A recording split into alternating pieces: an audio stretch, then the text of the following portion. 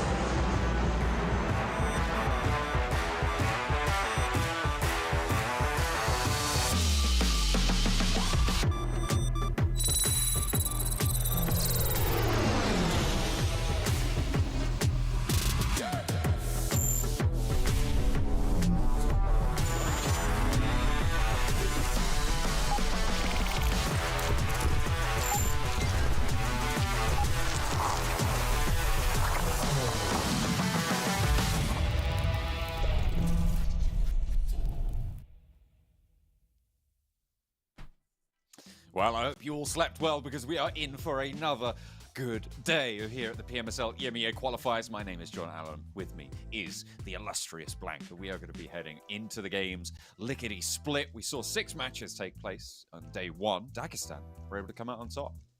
They were, and I mean, honestly, a very, very strong performance from Dagestan. Some really great control overall in those games. I think Shifu was sort of always a player to watch out for and to follow, and you can certainly follow up to date with what he's doing in these games, as well as all the other teams on our social medias over at PUBG Mobile Europe at YouTube, PUBG Mobile Europe at Instagram, and PUBG Mobile Europe official over at TikTok. So join in the conversation, get involved. Let us know what you think of the show. Yeah, absolutely. Make your voices heard. Head on over.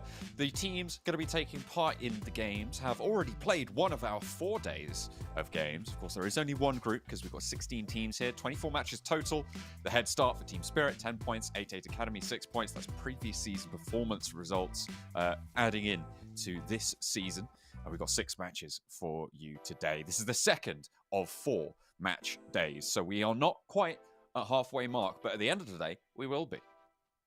Yeah, obviously we are slowly climbing through this format already. It's a very short tournament to get into that top 2, but here's our point system of how they'll get those points to get to the top of that leaderboard. First place giving you 10 points, dropping down to 6 points for second, and 1 elimination point will give you 1 point. You guys know the drill. You've been following PUBG Mobile for a long time, and if you're just joining us, there's the breakdown. Absolutely. You do want to be getting up for those placement points, but eliminations kind of making a lot of impact here so far at the qualifier. Teams have been playing, let's say, interestingly with some of the play styles that we're seeing from the teams. It's a lot more close knit, no wide spreads really being seen, and that leaves teams vulnerable to having players move in. Potential for a little bit of neighborly disputes there, so borders being pushed back and forth. Dagestan 74 points right now. They are 9 points ahead of Team Spirit, who are in second. Only 2 of our teams will be progressing to the qualified spots in the PMSL EMEA, and at the moment, if we cut it off, that's Dagestan and Team Spirit. We were saying yesterday, Blank, this feels like a good pair to be sending. Yeah, I think both these teams are pretty phenomenal in terms of the caliber of players on the team. We have seen some upstarts from S Eagles as well as 88 Academy. I think you can't put it past this lobby, though, that is very elimination based heavy, purely off the back of there being quite a few teams who are getting taken out. So that is sort of the difficulty for some of these teams at the top, is they need to continue with this sort of pace, because we've had a 31-point game yesterday. We had a 25-point game yesterday as well from Star. So I think it's a case of anyone can really jump up quite quickly. So staying in that first and second spot now means maintaining those numbers into today. So I think for Dagestan and Team Spirit, that's something they'll be considering now. Luckily for Team Spirit, they found their second wind towards the end of the day, which is very much needed. Yeah, they seem to figure it out, and we were talking about it as if they had added back that disrespect that they kind of need to have towards the rest of this lobby, right? They were playing super respectful, like they were in PMWC, like they were doing previous seasons, but this time around they figured out, you know what? We just outskill a lot of these engagements, and they're working on that.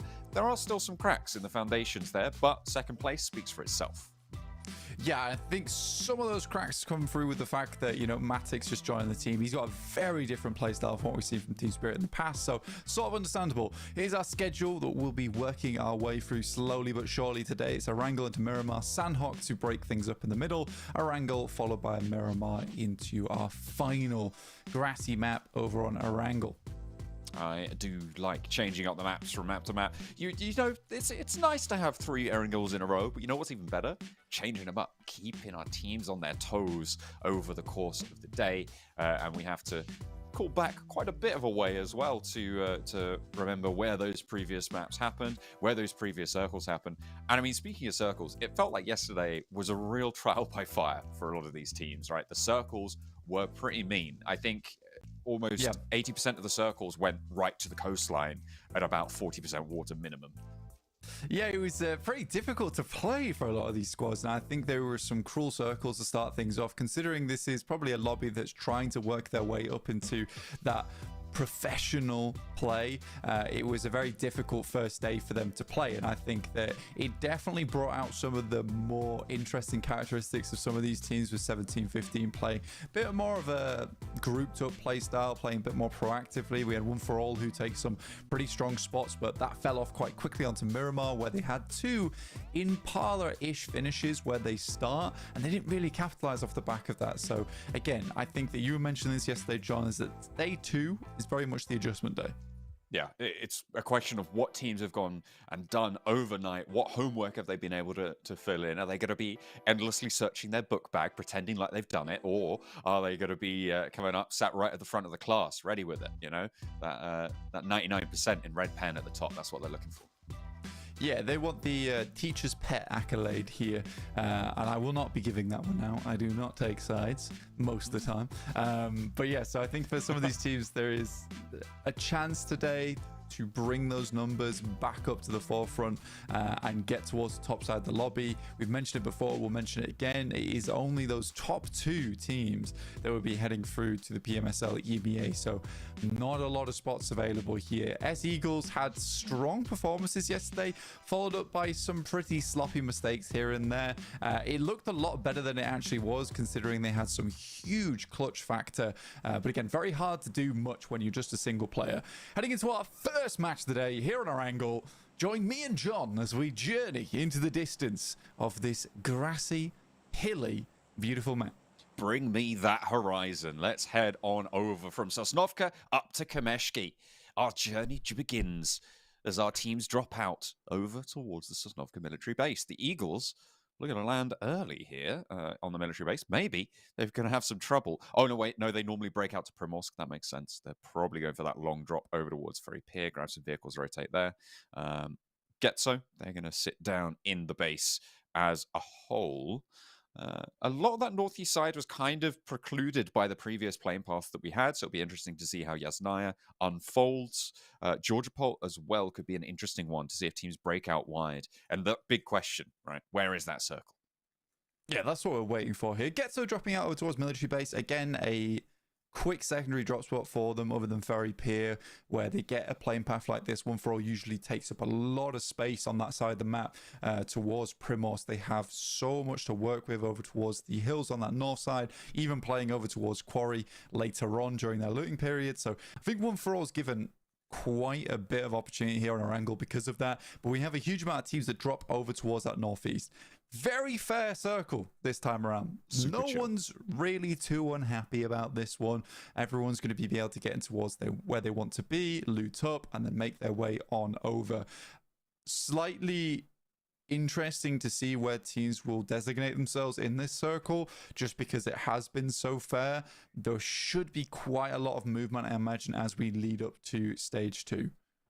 Yeah, that Pachinki Hill, the Potato Hill on the east side, is going to be a major feature in the center of this circle. Controlling the north side of that can be very, very powerful, but a lot of teams are going to be focusing on you as well. A lot of open ground to the east of Pachinki as well that sits in the middle, so teams are going to have to be careful to navigate that one with caution, with appropriate reserve.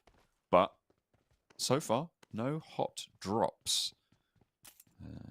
So as of yet, so that no teams getting super involved with one another. I'm looking down towards Milta though, and I'm seeing Brothers in Arms. I think we've got, who else have we got there? Blue TIAM as well, down in that area. And that southeast side, I feel like could be pretty tricky. With 2 teams on military base, it's not unlikely that we see a bridge fight go on, and that definitely could be 3rd, 4th partied if things drag on a little bit too long. With this kind of circle as well, yesterday there were so many like drastic circles on our angle that a lot of players weren't really thinking about going for a bridge camp. There were some that came through, but they were more isolated than anything else. But I think this time around, with the circle being very close to everything, nice little bit of music going through apparently. Oh, yeah. It's very peaceful. Love a violin there. But as I was saying, not going to be peaceful towards that bridge, because everyone should have time to rock up towards that bridge side, be able to hold out those teams as they come in without fearing too much about being late to the circle center. We lost the music. That's very sad. It was just about to have its big breakdown. I could feel it. was sensing it. Oh, well. GETSO, hopefully they're not going to have a breakdown. They want to get on the road here. 27 points right now from that military base. Still within striking distance. I mean, after one day, it's almost never that you'll see a team out of reach of everybody else, right? But 15 points up to 74 points, that is a big gap to try and breach. And we just haven't seen that from FARVOICE Gaming. They currently started in Novo, so GETSO might have to face off with them. This is a team from that southeast side that was talking about before, from Milta. They're making their move over the top of Blue TIAM. And that has gone well for now. They're on that north side, the northeast side of that farm compound. Morris hiding in a building on his own. I don't think he's going to be too happy about that, but he's got a full arsenal right on the floor there. He's got the pick of the litter. Yeah, everything that he might want, all on the floor, localized in that one room. So pretty easy looting there for Morris. Difficulty being that he's sort of the anchor for the team right now over towards farm side. The rest of Blue TIAM DX are down towards the south on the coastal edge. They'll have to move up. I mean, Brothers in Arms aren't really looking to get too aggressive over towards Morris. They are spotting the position though, as the rest of Blue TIAM DX do come in. Rocking up on that side is a question mark for me. That completely exposes the vehicle and the players over towards Brothers in Arms. Interesting. Now, we know how dangerous these rafters can be. We saw yesterday a pretty good play, should we say, from the high ground there, where he just didn't get spotted, held out the bridges. So it looks like One for All are trying to replicate that this time around. Oh dear, KONINA Power. They've been spotted. Big baby. Gonna make him cry on that one. I'm not sure why Kaya's down there, honestly, inside a prison. He was a naughty boy, had to be put in prison. Yeah, it seems that way, honestly, but won't be getting out anytime soon. Been dealt a little bit of a death sentence by Big Baby. Not the judge I'd expect to see in court, but there you go. There's no possibility of parole on this one, unfortunately. That is a big red stamp on it. Do you reckon we can get a few more prison metaphors in? I feel like we probably could. Probably. I think I'm more concerned right now about KONINA Power, who I've just lost this player and now have to move in. And they didn't actually have that bad of a crossing for themselves on this rotate over towards the western side around the snaking roads that sit towards the center of the map. Oh, here we go. There's the crossfire. One for All setting up. They've got one first. Kev goes down. The spray down continues. Smarty actually in a little bit of danger with a player close by. Has the DBS. Goes down though. Gets knocked. And a breakthrough for GETSO to try and keep things together. Here's a nade actually being cooked up by Flavius. I thought he was going to smoke out his teammate, but that goes nice and long and hits on to the player, to Duchu, who does go down, and that allows One for All to potentially move up, get these reses, and cut 2 points out of this. Obito is on the high ground, though. He's into the building. Only Smarty's been knocked in response, and he's the last player to go for GETSO. Out the back, needs to pull something out of the bag here, but King is on the case. And another flank coming through as well. 3 players active for One for All. Obito has a nade. King, Molotov, and there's the spray. Flavius shuts it down. GETSO cut out immediately on the cross. Yeah, it's just a bad crossing, honestly. And I think that when you're a team that knows where One for All drops in Ferry Pier, it's an odd one to go for a crossing like that so quickly. So you know that GETSO's taken up Ferry Pier. You know that they know that's your original drop spot. So making the quick crossing feels like a very big mistake in my books. And I'll just chalk that down to possibly inexperience there. Literally the easiest bridge crossing in the world there for One for All.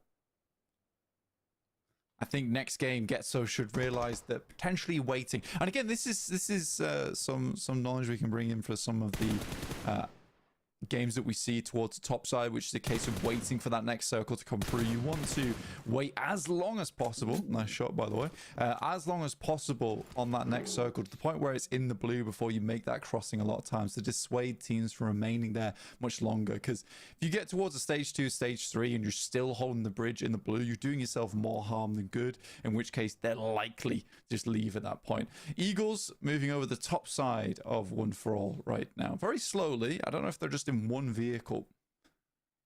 They may well be, but I'm pretty sure I saw KONINA Power getting a rundown onto Dagestan in a vehicle. That's 3. Dead center onto the landmass there. And again, that Potato Hill position going to be strong. as the fight continues between Blue TIAM and Brothers in Arms. It felt like Woodson gave him about 15 chances to get that shot in and was able to get knocked and force the res early. A lovely nade over the wall finds a second knock onto the situation. Woodson is back up to full HP, but Silence and Woodson now sequestered at the back of this compound. The res comes through. Blue TIAM are fighting 4v2. This is looking pretty good for Blue TIAM DX. Yeah, this should be a team wipe for Blue TIAM DX. I mean, they're in a perfect position for it. Should being the operator there. Woodson backs off with the AUG. Good spray around the side and GETSO. He quickly dips back inside, gets into cover, and will quickly peek out. Just keeps an eye on him, but lovely nade over the top, and it should just be dusted after that. It so should be, right? But you never know what can happen in the qualifiers. Woodson, with the spray, facing off the DBS, has 2 first aids. Needs to hit the deck, get that heal on, but GETSO has got that nade cooking. He's got to pop it in through the window, knows where he's going to be stood, and there's Woodson out. Finally, the wipe comes in, and goodness me, they have all 4 players alive. That's how you want to do it. Efficient gameplay as well from Blue TIAM DX. I actually really enjoyed that fight. I think it was very well controlled, very well handled, slowed things down a lot, located where the players were. GETSO took a nice flank as well in the midst of all of it. So you just have a situation where there's not really many places where the 2 last players from Brothers in Arms can go without being spotted. It's also one of those spots on the map where there isn't much outplay potential for you. There's very few buildings to play around. They'd already penned them in, as opposed to what we saw yesterday from S Eagles playing down towards Milta. That building, there's so many places to jump around, switch out, bait your opponents into bad situations. But for there, it's literally case for 2-story. So you can kind of understand why Blue TIAM DX win that one and why they come away with it with a 4 elim advantage, but they play it slow enough so they don't risk losing a player, because as you said earlier, Blue TIAM DX looking to pump those points up a bit more. There are 30 points at the moment, 34 now, so there is potential for them. Yeah, definitely within striking range, right? We saw a 21 elimination game yesterday, if you recall, which of course would pump you up to, off the 30 points, you would then be on 61, which would be in 3rd place as it stands. So definitely something they'll aspire to, but would be pretty tricky. However, getting 4 limbs and staying all alive is the way to start it, right? A lot of teams, though, around Blue TIAM DX, you can see one of those teams is Team Spirit on that split. It looks like they're pushing out to the edge to potentially try and sweep their backfill against Asia Mix, against Blue TIAM DX, and against Farseer Gaming. You get that scout out, and I think with that next circle, potentially they pull back a little bit. They have a great compound where Nomi's currently sat just to hold all of these teams out. So for Team Spirit, this is maybe not as worth it to them anymore. You wouldn't really want someone like 1715 rocking up towards you. There's even the compound just to the eastern side of the ridge there, to the left of Nomi on your screens, that they could pick. I think they're looking more for elimination points, and fair play to them. If they've got the confidence from yesterday and they want to pick up a lot of elimination points and play the games off the back of that, we've seen that win in international tournaments in terms of going for low placements but high elims every game. It does have an impact, that's for sure. Asia Mix, they're trying to move through. Looks like Team Spirit do disengage that. They rotate away from that hold, and Asia Mix might have to deal with FARVOICE Gaming on that eastern side. A little bit further north, Team Spirit's still on the hunt. They are really keen to clear their back and make sure that they can fight in the forwards arc only, not have to worry about those flanks. One for all on their west, maybe a danger, but here comes that clash potential between Asia Mix and FARVOICE Gaming. Asia Mix really picked up their feet towards the end of yesterday. You can see they're up in 5th place with 40 points on the tables. Let's see if they can keep it going here.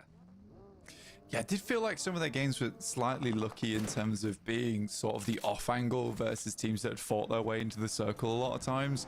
I mean, by no means they're bad when it comes to gun skill, because they actually do have pretty good gun skill in those moments.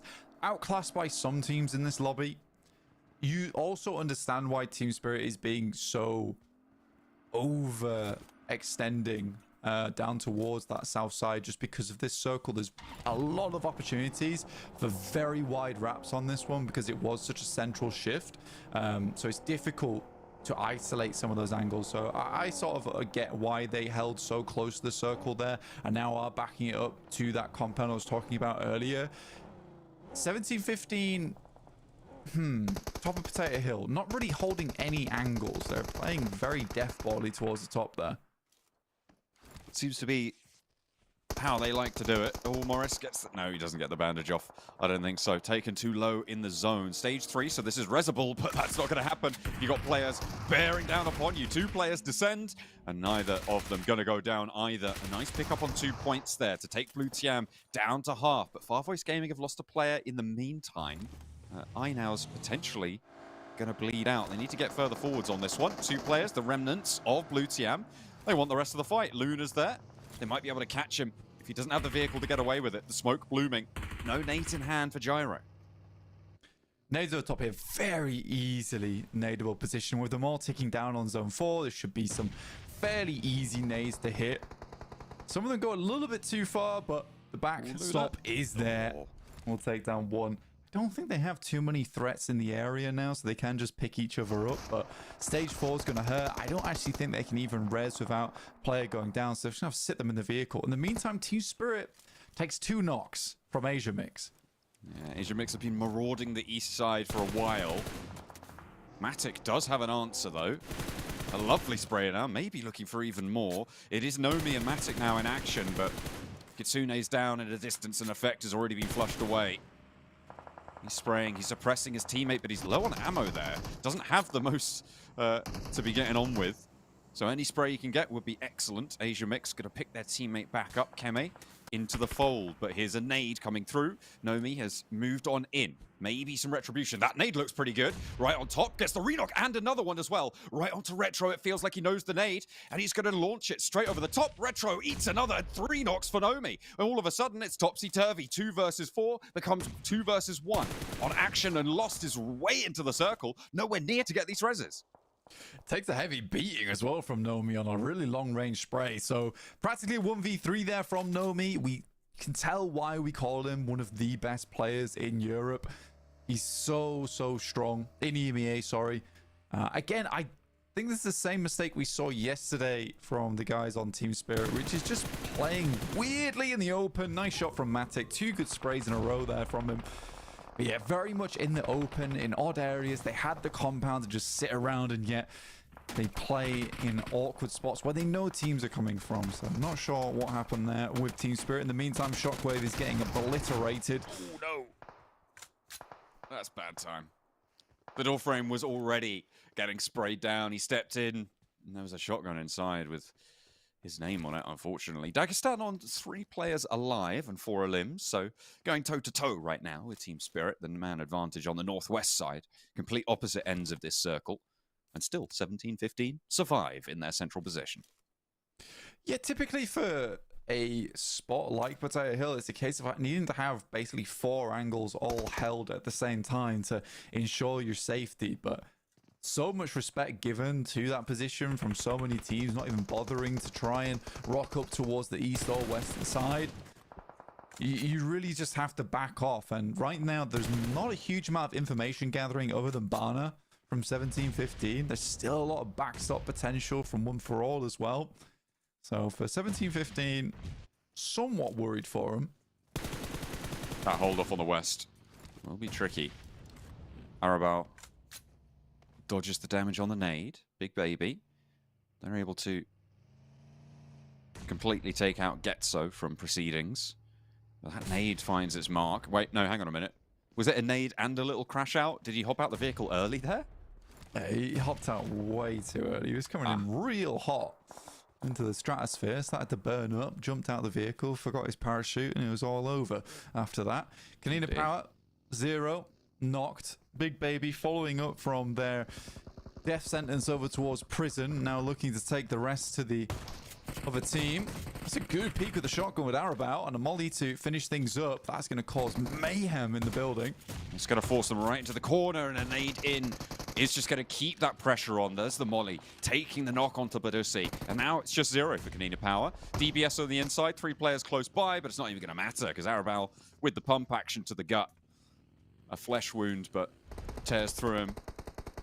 And takes down the rest of them as well. 8-8 Academy, in the meantime, now trying to approach Dagestan on this northwestern side, but they are being slowed down pretty awfully here, and Strangers are just over the ridge.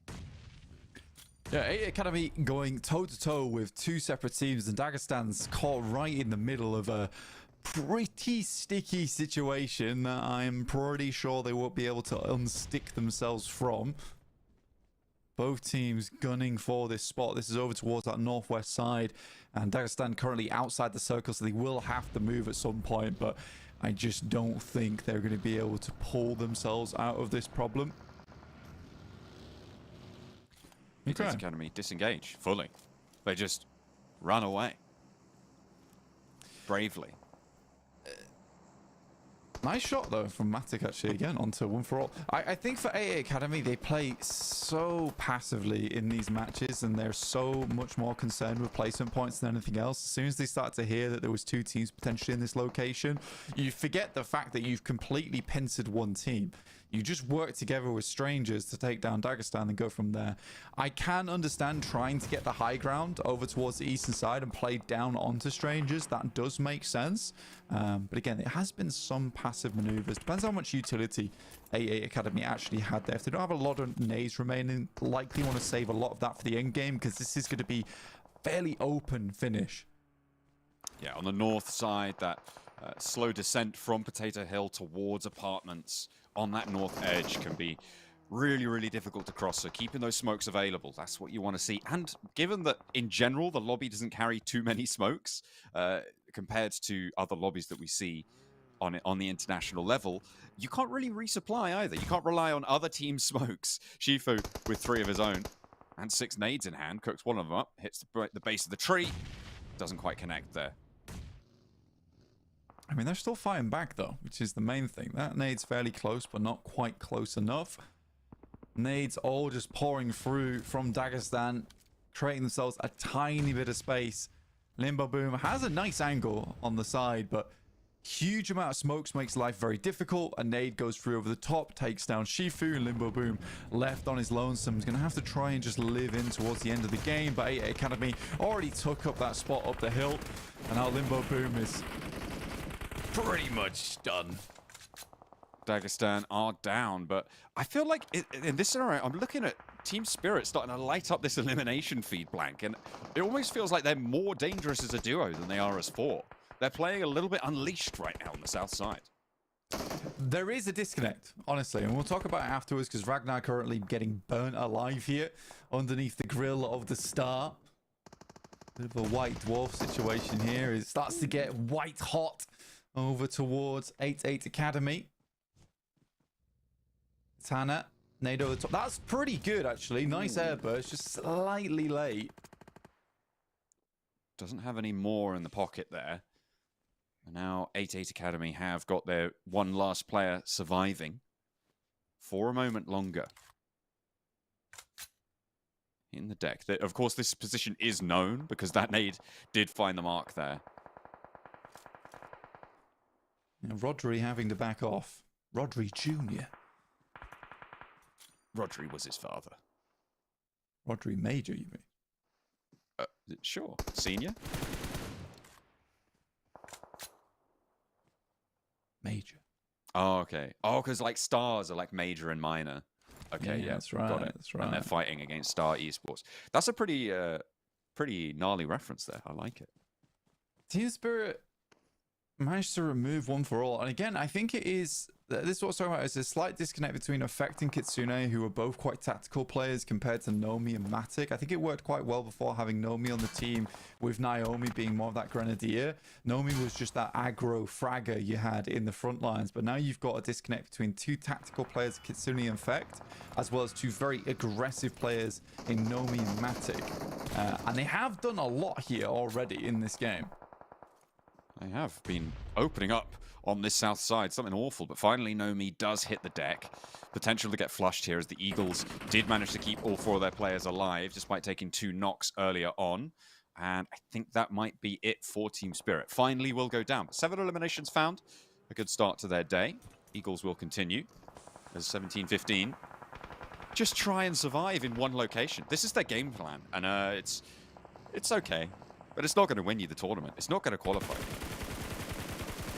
It works some places, doesn't work here on Potato Hill, because you really need to be very aware of where teams are coming from and make adequate rotations to defend from certain positions and give up other areas. For instance, for here, if I was 17-15, I'd have fully committed over towards this western side to stop this push coming through from start earlier on. There's Tornado down, and it's just 2 players inside, so this should be fairly easy pickup. But S Eagles coming strong over towards that top side. Nades bouncing. Quite close to start. Should be angles, and they're just giving them to him. It's the deck outside. This smoke completely blinding 17-15. They are waiting for these smoke trades. They are opting for the coin toss. Spraying the corner. Pre-fire there. Smokes are going to begin to fade. He's up to the wall. Just clearing the entirety of this building, which is what you need to do against these smokes. There's the spray. The step out comes in, so maybe something for 17-15, but finally he's going to hear that. Gentle through the window. Has got 2 teams to worry about. He's caught in the crossfire. Finally, there's the shot that they were looking for. 17-15 fall and start. Take up the mantle. And S Eagles want to push down. They're outside the circle. They will have to push in. Strangers just clearing out their northern edge at the moment. They know this is the most expansive area in the circle that's not really fully known at this point in time. But they're down the hill. They have to wait this game out. They gotta sort of have to pray for a bit of a northern shift on their side of things. But Star right now have a very strong spot. They held it quite well versus S Eagles coming in from that south side. Drop the smoke train, clear out the final players from 17-15. Now they have a very strong position to play off the back of, and S Eagles have to step out into open ground. They started the day yesterday with a chicken dinner. Let's see if the Eagles can do it again, but this difficult flat roll out here. It's going to start and a knock over towards OMG. A great first knock for Star Esports as they're going to continue to keep that pressure on. Slow down the Eagles as much as possible. Big Baby making their break, but they are going to have a real tough time of it. Strangers actually moving at the same time, which allows Babies to move on in a little bit safer. This is really, really great timing from Baby, but they do have a knock on the back lines, which is going to create a little bit of slowdown on their mood, potentially. But that bleed out comes through. And Alicia picks up the point. A lovely nade onto the smoke rock there.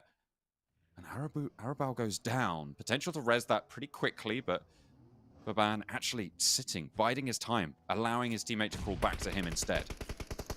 Yeah, they basically had to slow down the fight for Strangers because they had 1 player holding out over towards the western side. In comes the push.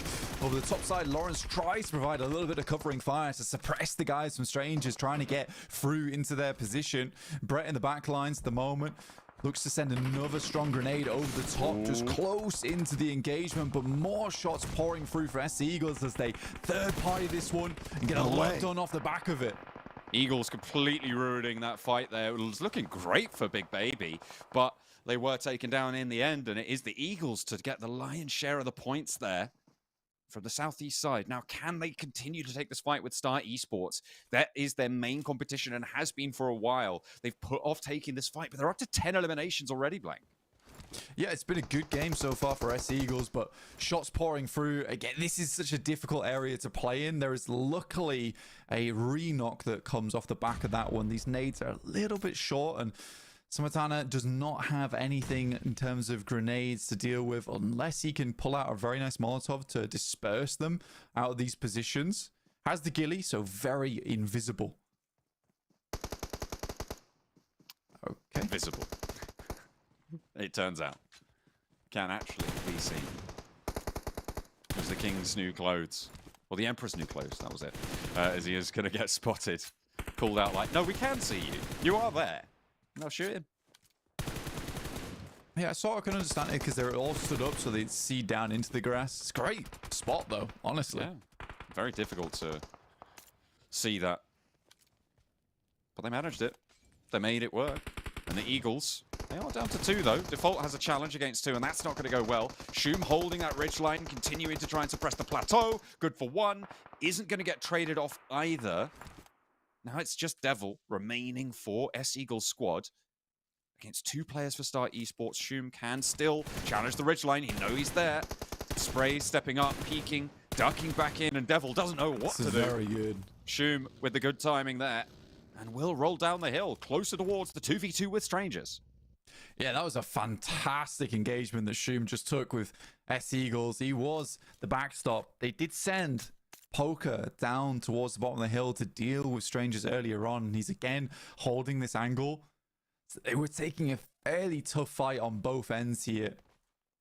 If strangers hadn't taken that fight with Big Baby and just maintained position on that north side, they probably would have won this game fairly handedly with 4 players in tow. Now we're in a 2v2. Eliseo on a wide flank here. Actually, a lot of damage over towards Shoom from Monkey. Both of these players are in the same location. I don't think either of them are looking over towards Eliseo. If he gets a spot, that's game over for Star Esports. They're right on the blue. They have to stand up in just a moment because this zone is closing to nothing. And Eliseo really has got the number here. Shoom should be going down. Certainly in danger of it. But does Monkey get re-knocked? Doesn't even land the shots over to Shoom. That's a bit of a whiff there from Monkey. But there's Eliseo. Finally stands up. And that should open the door to find Shoom. And a really nice shutdown comes on through for strangers. Yeah, great play from Eliseo, honestly. A really, really long run over towards that eastern side. And he gets just a great slice out the back of it, honestly, because I think that side swipe's so strong because both the players are so confident to be standing up because they know they've got the downhill pressure where they can't see them realistically other than just the headshot angle. But Eliseo takes advantage of that and just picks himself up 2 easy eliminations.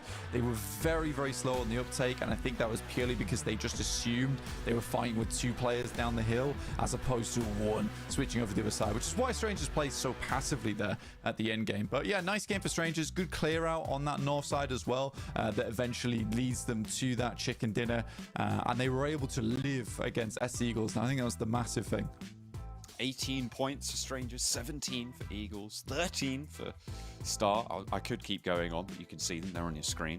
Team Spirit still keeping up their spirits with 8 points. Their bombastic roll down with 2 players on the south side, adding quite a decent chunk to their tally after losing 2 fairly early on. So that will be good news for them. However, the Eagles are going to be hot on their heels after that one. So they'll have to defend that top 2 spot. Dagestan as well, getting a few points that match. We'll see just what is going to unfold with the Eagles, with Dagestan, with Team Spirit after the break.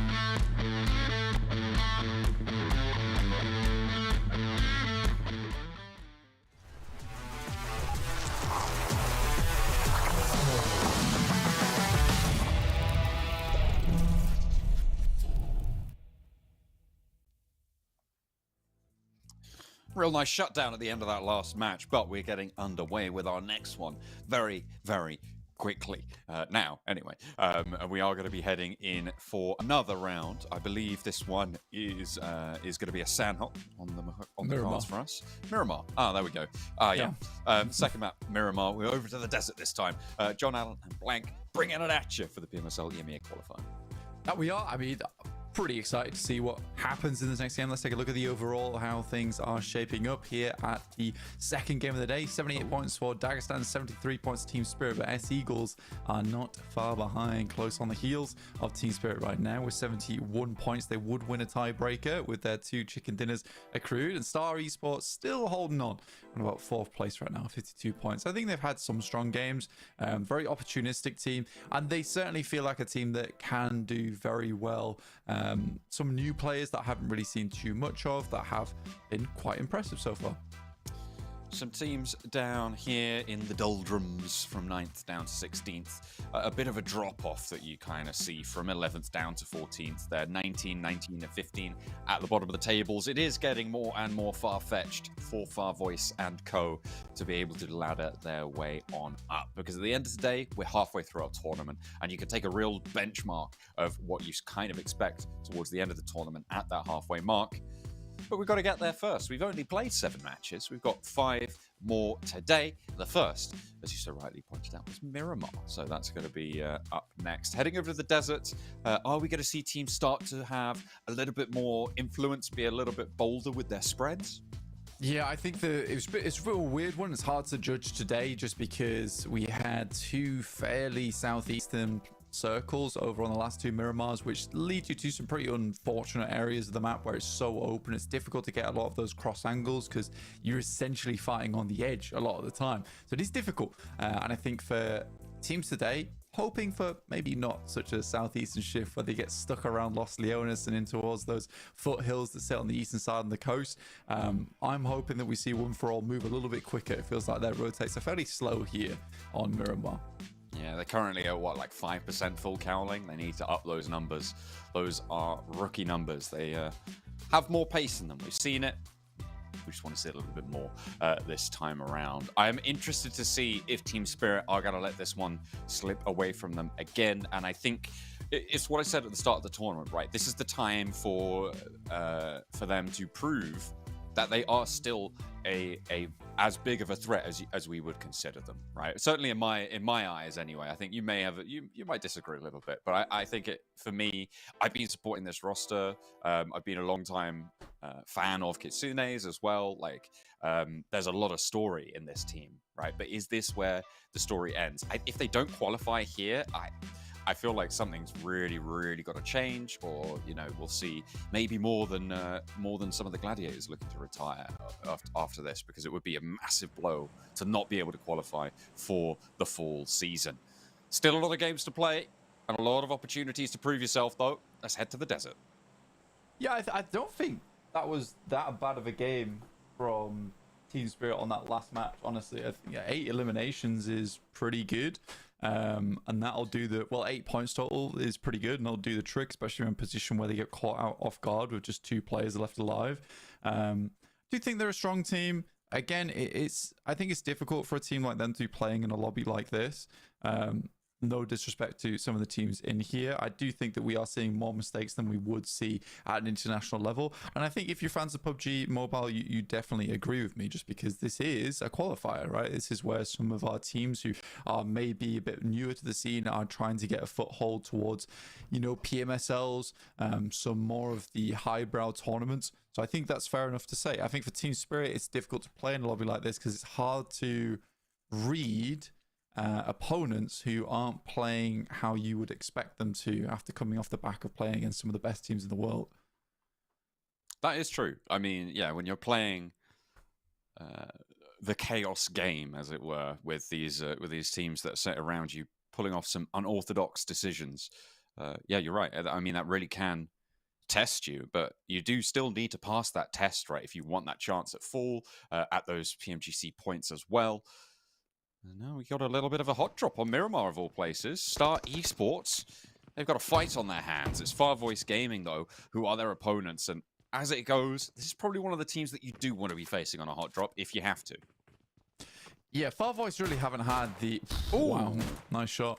Haven't really had the impact in these matches so far.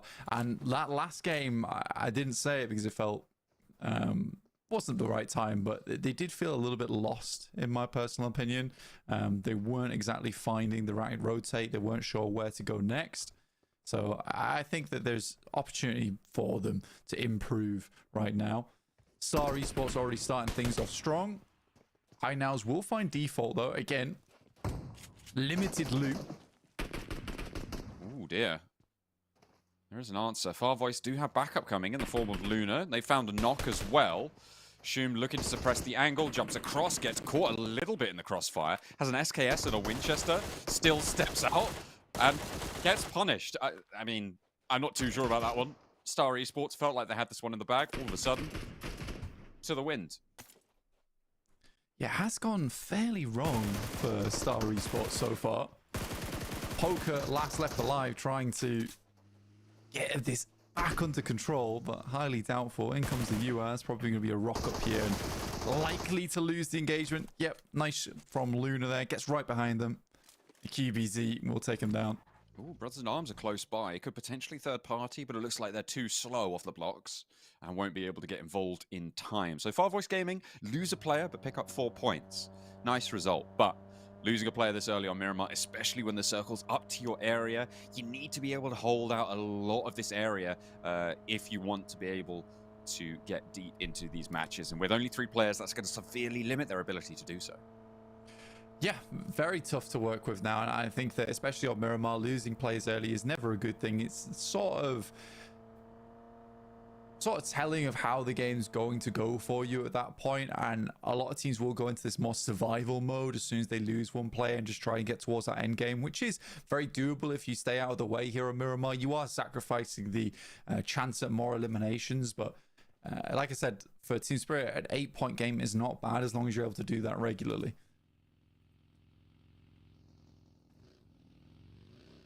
Shockwave have spotted a player. GG wanting to keep it under control. Not going to be able to do so from that angle because Silence pulls back a little bit. The vehicle's giving away that Shockwave have moved up to this building. Silence? Okay. Fair enough. He knew he could survive that, I guess. Still, yeah, has 0 meds, so... You got to get a quick getaway on that one, so just jumps down there. I mean, there's no point for him sticking around that top side, and there was no other easy way of getting down. So just the jump off the side of the cliff. Try and slide on down with the old skate soles, which isn't always advisable, but in this situation, I think it was the one of the few moments where it was called for. I'm more interested in the fact that he had basically no supplies, right? Like, what's he been doing for the last 3 minutes, 4 minutes? Look, That's man, jump into a game, there's no loot. What can you do? You're in San Martin. There's loot. There's nothing there. Good point. Couldn't find anything. Oh, yeah. Maybe he needs to try... That's literally the only reasoning. That's literally the only reason I could think of is there was literally no loot in his drop spot. I mean, he was up on the top of that cliff, and we just saw that there was at least, like, weapons and ammo and stuff in those buildings. But you're right. I mean, maybe... meds? Exactly. Yeah, I guess. That is true and not untrue in this case. Thank you. Yeah. But yeah, up towards that north side of the map, you got GETSO pretty central, holding a very typical split actually over that ridge side in that center area. You got the compound that sits on that north side, then usually play a player on top of the ridge that has some scouting potential over towards Crater and the south side of the map. Particularly over towards Hacienda though, because that's where a lot of teams are going to aggress GETSO from. That will be KONINA power heading on out that way. So I hope to see some kind of clapback coming through from GETSO if it comes to a head. KONINA power. Still split, just a little bit, hiding their vehicle. Hiding the pickup. Making sure those tires stay intact. Don't want to keep the health bar on that one. Rightly so. on the north side now. These hills to the southeast of La Cobreria are going to start to pack in. The teams over on the east I'm looking at right now, you've got 5 teams who have yet to make their way up on this eastern side. So potential for a scrap around the water treatment hills, around that sort of hacienda area as well. When 1715, when Blue TIAM, when S Eagles squad, when One for All and Dagestan all potentially move up on this eastern side, could come to a head on the conflict. This southwest edge as well, with Strangers and Team Spirit, both going to be in close proximity near Power Grid. Yeah, quite a lot of teams heading around that. I mean, it's a fairly central position. You want to take the high ground. It makes sense. So quite a few teams will be congregating on that position. You can play around the fencing on the outside in Power Grid as well. This gives you an opportunity to hold. I mean, Team Spirit being able to get towards Power Grid quite early, though. Circumvent over towards Strangers. This fight likely not to kick off anytime soon because there is just that plateau to the eastern side of Power Grid, which is just flat ground. And realistically wouldn't want to cross there anytime soon. So for Strangers, more likely for them to try and post up on this ridge side and play along there for the time being. You have Dagestan coming in though, who had a pretty shocking game last time around. Got caught out by 2 teams. Is an unfortunate scenario for him. A lot of ground on the north side of this circle is still available and no one's taken it. GETSO laying siege right now to FARVOICE Gaming. They've already taken on Star and come out on top, but GETSO seem to be giving them a bigger run for their money. They've already lost a player here, so 2 versus 4. He pops out the smoke, slowing things down. It's an interesting circle. All the way up towards that northwest side. And like I said, no one really was playing here because of the plane path. And most teams not opting to go for that wide wrap. They were all coming from that south side. So no one drops in La Cobreria either. And honestly, you wouldn't really want to play in that position to begin with because it is so much on the low ground. You'd rather take the high ground positions first. GETSO, though, holding off versus FARVOICE, who are doing a terrible job right now. Okay, they've gone 1 for 1 right now on the trades, but with just Einhaus remaining, needs to hold his nerve into the fight and misses 3 shots that could have been crucial into the pacing of this fight. Coming on through, staying on into the fight, moves into the building again, shuts the door in their face. Wants to slow GETSO down, still 3 players to handle. Around the door frame, a lot of damage pouring on in, and that's the final nail. Done for GETSO. They finished the fight, but now they need to leg it up to the north side. I mean, they're one of the teams that were furthest on the north, so they should be able to get a good position. KONINA Power were outskirting them on that eastern side, but they've just decided immediately to head towards those eastern compounds in La Cobreria. Fair enough. Respect that play. And AA Academy, again, passive gameplay. They shift far over towards that western edge and are going to take up the ridge side that sits just on the outer edges of this circle in the northwest. Ooh, Asia Mix turning Team Spirit a little bit back to front there. Too bold on the peak. They might be able to pick up a point for it. A second knock found, and Dimmy is doing so much work on this hillside. 2 players down for Team Spirit, nearly a third as well. But Asia Mix lose their player. Matic needs to hold off against Keme now in a crucial position. The reses are being enacted right now for Team Spirit, and he does just that. Matic stands tall for Team Spirit. Potential to keep them up as 4. Got the rest of Asia Mix coming in now, but I think the reses are coming through pretty thick and fast, so it will be a 2v3. They're not really too worried about Matic. They're looking to close off these reses. That could be a great air burst, but just goes a bit too far. Lost attempts to push Matic off the position. Matic not going to be happy about that nade or that peak either. Lost finds it, looks for the spray down for the flush and gets it. Lost and Retro now looking to try and res their teammate. Keme on the hillside, his teammate holding face. Again, it's the same scenario, but in reverse. Team Spirit now looking to slow down these reses. A nade from Effect, spots the player close, has to dip back. Hasn't really got the backup to be taking this fight as aggressively. Now that they've fully lost Matic, do they need to continue this fight? I guess you just want to get rid of Asia Mix. I mean, after this strong position they're holding on the high ground, this is a fight that you definitely want to go for. It's not something you can disengage from either. Effect just playing up close and personal. Very little ammo on the barrel here as well. And Lost has got another grenade to work with. Nobody third-partying this just yet. There are some teams that maybe could do. Kitsune tries to sweep the leg, but gets taken down himself. And Lost looks for the spray. Effect and Nomi from the high ground look to protect their IGL and will be able to do a little bit more over to Lost. Keme down as well. Can Kitsune get back up because he's only got one teammate active? Now it's just Retro in a 1 versus 1 behind effect on the vehicle.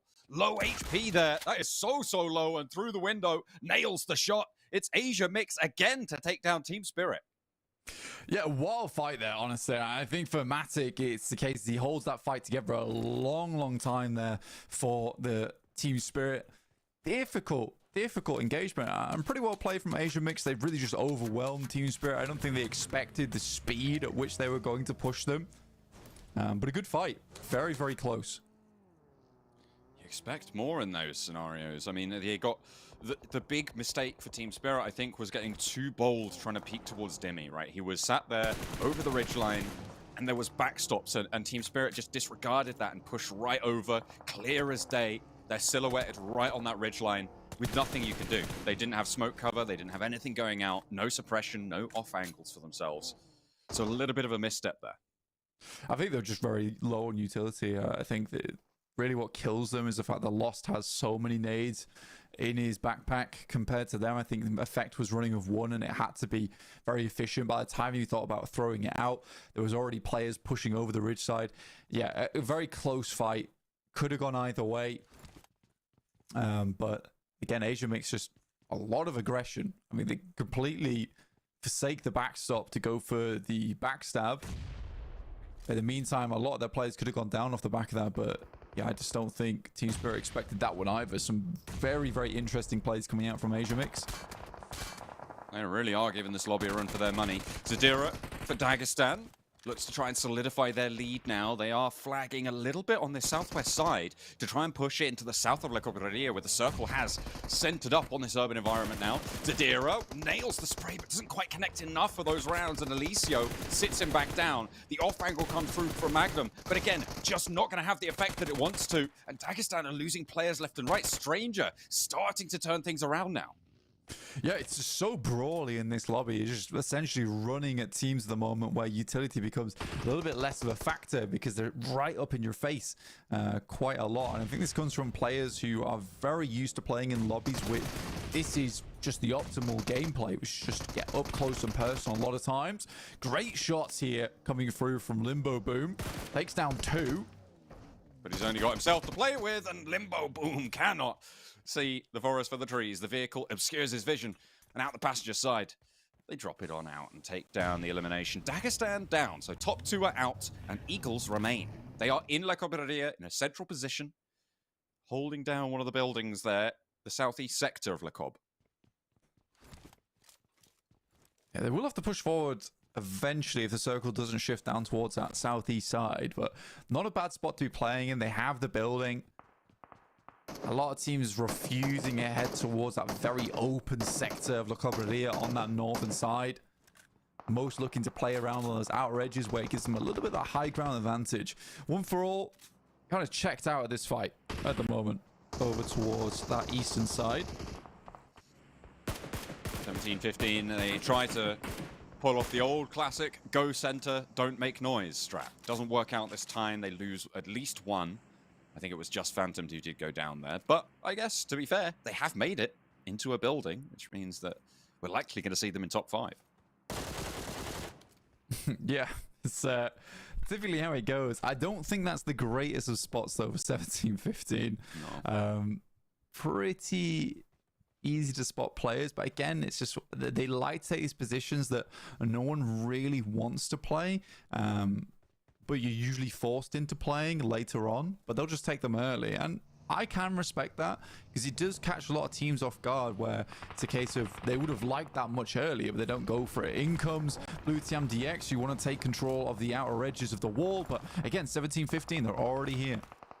Split across that 17-15 prow. Blue TIAM do lose a player to KONINA Power. They had to go further around and actually, one for all, get the better end of the deal. Getting into the east side of La Cobraria.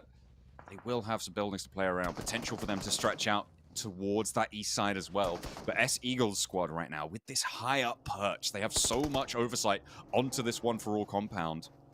It's going to be difficult for them to make those moves, but with smokes, with appropriate placement there, they can definitely start to break west when the time's right. Yeah, I think, again, for one for all, this is a little bit of an unfortunate situation to be in, considering that a lot of teams will have eyes on them first when they make that move. This is the last resort compound that you take on the eastern side. GETSO's fully counted out here with just their 2-3 players on the eastern edge. Likely they'll be going down pretty soon. But again, all depends on this next circle, because it could go anywhere inside La Cabrera. Big Baby could have a massive chance if they're able to just play the western cliff face, essentially, that just looks out over the entirety of La Cabrera, and you get a really comfortable game off the back of that. With a hard west shift, that's what they're looking for. Would be pretty unlikely, though, to see all of that under their control. Everybody's starting to make inroads. You can see the Eagles playing 2-2 on the east side. Asia Mix, they're playing up with 2 players that they have remaining after Team Spirit took 2 of them. They are also on that south side in a potentially strong spot. The circle still just teasing us with closing. Not just yet. I think we've got about 20 seconds before it comes on in. Blue TIAM do manage to get onto the north side. 17-15 as well. Both of them paid a player as toll to get into this area. But like you said, it's a pretty tricky area to kind of move through once you're kind of locked in there, right? It's a little bit open, too open for that liking. It's hard to move anywhere from that spot. Like I was saying, it's just a case of you sit there and then that's it. That's your game plan for the rest of the match, and it can be a winning position if the circle moves further over towards that north side. AA Academy, again, they have been checked out of this game for quite a while now, and it comes too late. Like, they realistically should have made that hard decision and just bit the bullet of heading in towards that northern side of La Cabrera and playing from that spot. And trying to just hold out on that northern edge for hope that the circle would go that way. Interesting decision from Gentle. I think they've pulled this off quite a few times where they have Gentle as an off angle. He's fairly confident to play on his own, but yeah, he's pretty out in the open. Finally finds a spot to play in, but KONINA Power is harassing him. That's a wild rotate coming through. That's what I was exclaiming about, because from 17-15 to be able to get that sort of a foothold into the center is amazing for them. If they can regroup there, it will be a miracle. I'm not too hopeful for it. Brothers in Arms trying to descend. 8-8 Academy as well, similarly getting punished. Brothers in Arms do find a little opening towards the Strangers west side, and it's a split hold from Strangers, which means that just the one player to hold off against Carry Boy. Backup is coming in the form of those off angles, suppressing the sidelines of those buildings. Not in time to take Carry Boy down, though, and they do finally close that net, move more players, more resources out to the west. Big Baby is basically holding the entirety of AA Academy with just 2 players. They're very focused on holding on to this compound that looks over on that western side. Tokyo, as well as Rodri Jr. will just try and break away into La Cabrera itself on that very western edge. Gentle hears that. Ragnar's going to go down to the blue, likely. Picky as well does get picked off. That is unfortunate. Yeah, Big Baby handled this very well. I think they knew that there was only really 2 angles that teams could have come from. They've got Arabao holding out on the angle on that south side to provide support, but they knew that a team might wrap over this northern edge, so very good pickup from them. Just rolling everyone down now as well. They know what they've done. And that western side, potential to just completely send on in, right? If it is a last chance, you could maybe be able to get at least 2 players into a building in the middle of La Cabrera, and picking up these eliminations now is super valuable for them. Nades being traded 17-15 have GETSO to worry about. You kind of counted them out earlier, I think, Blank, but maybe they've got a chance here, although it doesn't look super likely. Remember, 17-15, they're split 2-1 after they sent Gentle all the way out to the west. Yeah, with where GETSO's coming at the moment, they have the side swipe coming through from Blue TIAM DX, and that's what 17-15 sort of banking on here, is that Blue TIAM DX is going to get involved in this engagement. You can already see them pulling the pins on the nade, so you are penned in now as GETSO. Big Baby actually trying to break out to that northwest point of La Cabrera and losing, well, a knock at least so far on the western side. I'm not sure why. Continue to survive bombardment. But again, low nades to 17-15. They don't have the resources to hold this off for long. Oh, they just have to hold it down for the time being. This is where, for Big Baby, I'd likely make the approach to take the compound that just sits underneath the ridge side. trying to take control of the fences over towards that north. So many teams and players are already in this location. You're going to get cut off here and there. I think they're banking on the fact they've got more angles. Arabelle needs to start playing the game, though. This compound's no longer worth it to them other than a scouting position, but all the wide wraps that might have come through have concluded. That's no longer a big thing that will be happening from now on. Good shot over towards Silence from Big Baby. That should be the go signal. Try and pick up some kind of position. Crash is difficult. But again, that compound just underneath AA Academy Tokyo is available. One for all. Finding out why the Eagles are in third place. Black going down, crawling on. Nice nade over the top. Doesn't quite reach the distance, though, towards Black. Nades for one for all. Not finding their mark either. 3 players on the hold. For one for all. Spots Chubba. Has the nade cooking. King should be able to nail this one, but a reposition timely there. Comes on through. Off-angle potential to play in with some shots, but the Eagles, they're giving ground when they need to. Flavius up into the close wall there. That's pinged out, and immediately a 1-2 punch with the nade takes him down. Yeah, very good spot by S Eagles there onto Flavius. You'd have thought getting through the smoke there would have been pretty good play. Lovely nade from King. Just not watching the angle. Needs to flush it out, though, realistically, because that is a free rares otherwise. But this might give them time to pick up their players in return, which is a good trade, in my opinion. Yeah, and it seems like they're a little bit faster on it. No, it looks about even timed. So another nade from Smarty, if that finds a knock, would have been huge, but not going to be able to do so. The blue zone will hurry this up. It's going to chivvy things along just that little bit faster. The healings come through, and now it's a 4v4. A full assault comes on in for one for all. Looking to try and lay down the law, but immediate sightline line up. And it is just brutalization from KONINA Power. A third-party position tears one for all in half. Just Black now remains. Yeah, I mean, for KONINA Power, they're just waiting for this to play out. They've got such good angles over towards S Eagles, and they have realistically the best position in the circle right now with these 3 buildings being controlled. Again, it's very easy to hold 3 separate spots because people aren't moving all that much unless forced by the circle in this particular position on the map. So maybe KONINA Power, they have a real good chance of actually winning this game. In comes the final players from GETSO. Duchu moves in, but it's just all shrouded by the smoke, and they're flying blind to both these teams. Oh, big nade. Right in his face. What distance from Blue TIAM as well. Oh dear. That's going to close things down. 17-15 now with their duo. Can try and regroup potentially towards Gentle. It's a long road for them, and I don't think... Oh, they might have that buggy that they can use. The question is, how fast is that rollout?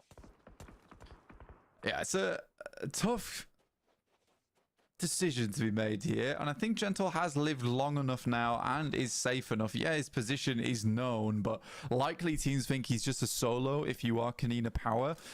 So not thinking too heavily about a team flying in over towards to support him. Banner just organizing his inventory to step out into the blue. Has to get back. Oh, nearly takes the last tick there. But if he's got a first aid anyway, he's going to be using that. So you can go down just a little bit lower. Gets the healing done. But the regroup needs to come through. They're being fully crunched out by Blue TIAM. Yeah, Blue TIAM's got their number. I mean, some of the sight lines are cut off for Blue TIAM. But shouldn't be that much of a problem, as they're just third-party peeking this one. But I do think the tornado just literally zipped past into the smoke. Quick jump. Heavy nade over towards S Eagles as well from KONINA Power. Banner's going to make the same approach. I mean, they're just going one by one. I mean, you don't need to do anything else, right? Eagles aren't going to push to the north side of the road, ever. So Tornado, you're just playing Secret Agent Cody Banks on this north side now. Yeah, just play it safe, play it smart. Be heading through into the late game. I do like this from 17-15. They've played it pretty methodically to get this far into the match. KONINA Power, though, they've had their eyes over towards Blue TIAM DX for quite some time now. I think there's one thing that KONINA Power have done well this game is keep tabs on where absolutely everyone is inside of this circle, which is not an easy feat.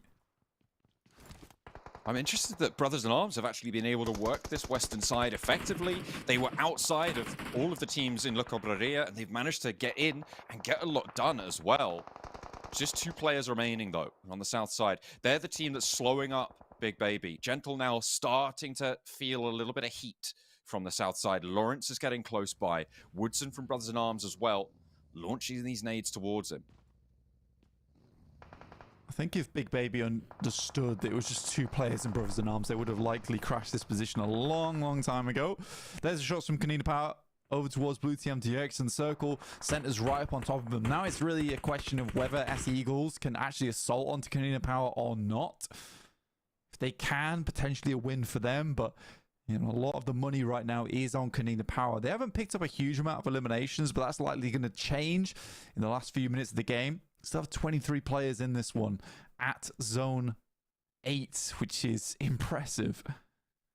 Yeah, 8 teams remaining as well. Not too long before it's all going to come crashing in. Big Baby, I don't think you can go for that res. You just got to hope that he can crawl to you. Strangers as well. Same story for Tree on that south side. And it is all on KONINA Power, the linchpin of this circle. With Eagles picking up another elimination point, they do push up and push Team Spirit out of the top 2. You see, they're now up in 2nd place. They've got placement points coming in besides that.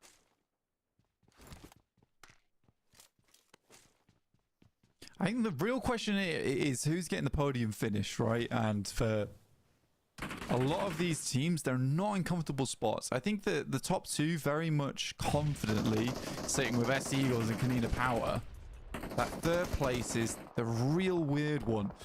Good shots from Brothers in Arms. I mean, they've been holding it down in this location for quite some time, and Big Baby have been unable to deal with them. A massive warehouse, such a powerful spot for them to play from.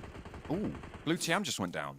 It was 17-15 are able to enact, and now they actually have, again, a cohesive 3 players. They're in a little bit of an extended line, and Big Baby going to give them some pressure. Gentle has got his teammates backing him up, though. Has to dip back behind the truck, but will survive for just a moment longer. How much further can they go? 17-15. Stay alive with just 2, though. A Big Baby go down on the north edge. Yeah, again, impressive game from 17-15. I think they're very good at playing with the scraps that is given to them.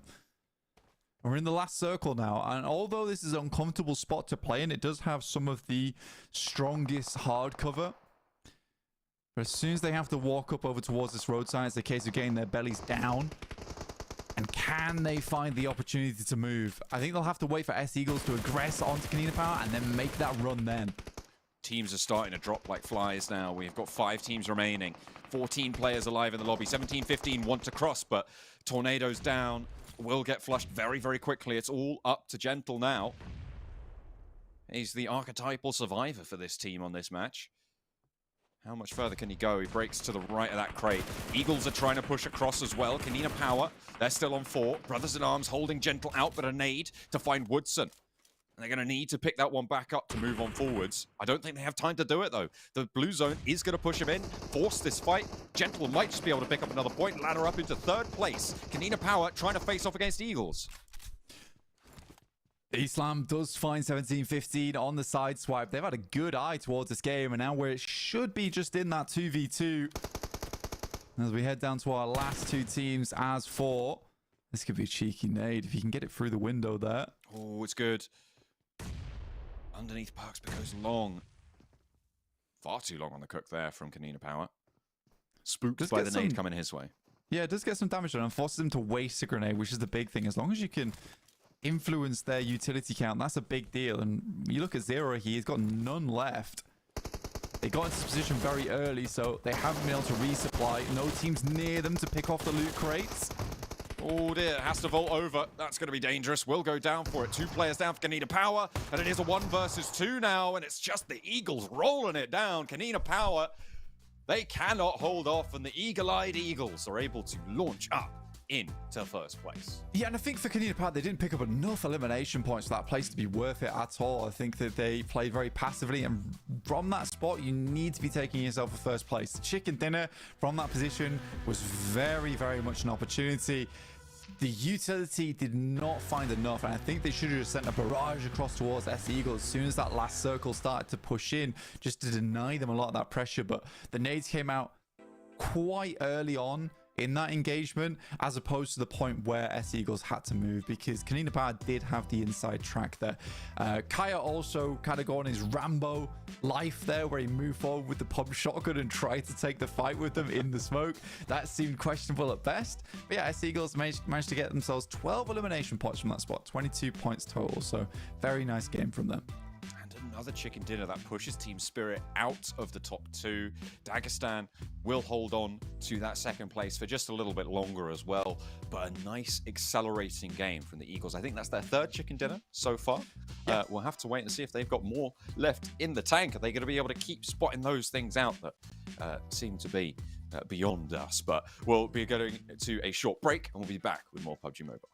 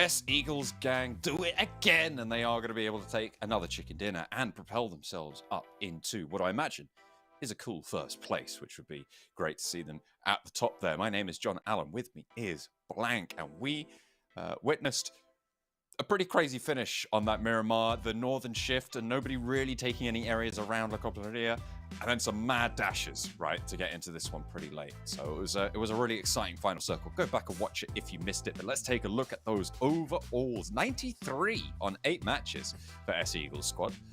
They have managed to put up 3 chicken dinners. Yeah, I mean, 93 matches on 8 matches. I mean, they are pumping more than 11-point average right now, which is fairly impressive to say the least. So I think for S Eagles, they're on track to be in that first and second place regardless at this point. I think the fight now is between Team Spirit Dagestan and S Eagles. Our teams underneath just seem to be picking up points here and there, whereas these 3 teams, the ones picking up points consistently between games. But yeah, S Eagles squad just look pretty unmatched right now. Yeah, it's been pretty interesting to watch them proceed with things, get a little bit nutty with those elimination counts. Team Spirit, though, I feel like we haven't seen like a massive game from them yet, right? I think they got some chicken dinners, but it hasn't felt like they've just dominated this game yet. And that is something that I'm expecting to see from them, that we saw from Dagestan, right? We saw that huge game from Dagestan coming through, setting that benchmark. Yeah. But are we going to see it from Team Spirit? And if so, when? When are they going to be able to pull that out of the bag? I'm trying not to be too harsh on Team Spirit at all, because I think right now they're doing well, right? I think they're actually doing pretty good. I mean, they've got quite a lot of points so far. They are still, even with their points taken off from them at the beginning of the game, at the beginning of the tournament, sorry, those 10 points added, they are still in the position where they are right now, which is 3rd place. So I think for Team Spirit, they have done a fairly good job. Like, they are flying under the radar in terms of the games they're having. But again, I don't think by any means they're playing badly.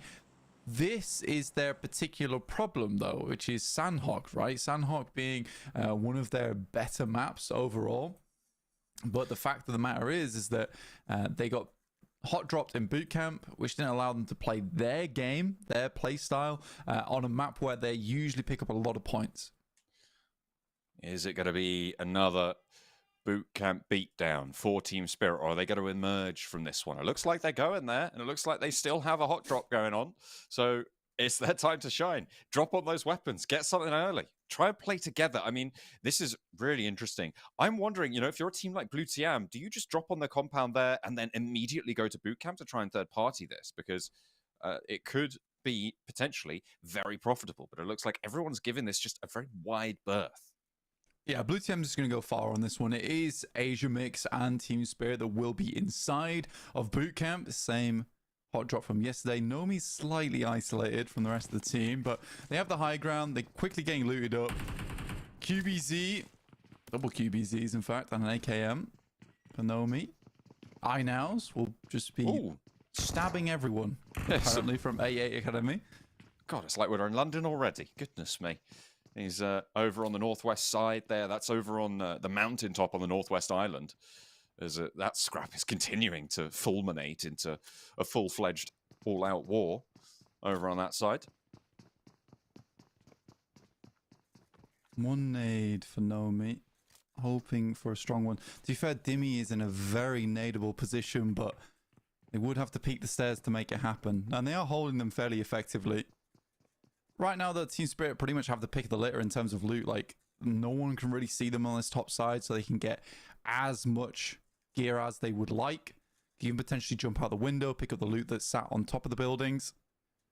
So Asia Mix is just looking to catch them off guard, but I like what Team Spirit did here, which is a case of we're just going to play passive at the start here, not play into that aggressive mentality that Asia Mix likes to show them. It's like they do want to start to make a move now. They feel like they've got enough loot. Asia Mix not being as maneuvered around, but there's a first aid there, a UMP. This is a decent loadout for Lost. Oh, you might just find an angle. Kitsune could spot a leg here as well, but he crosses. Lost doesn't pull the trigger. He's biding his time. They're just spotting them out. I think for Team Spirit, they understand that they're the ones with the utility. They're the ones that can really instigate this engagement.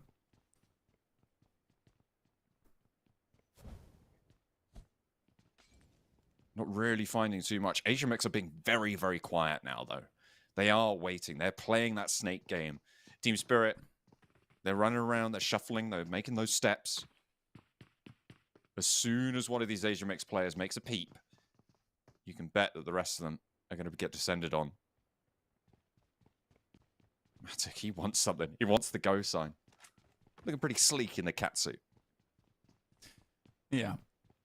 There's stuff happening around the map as well with Blue TIAM DX taking down strangers right now.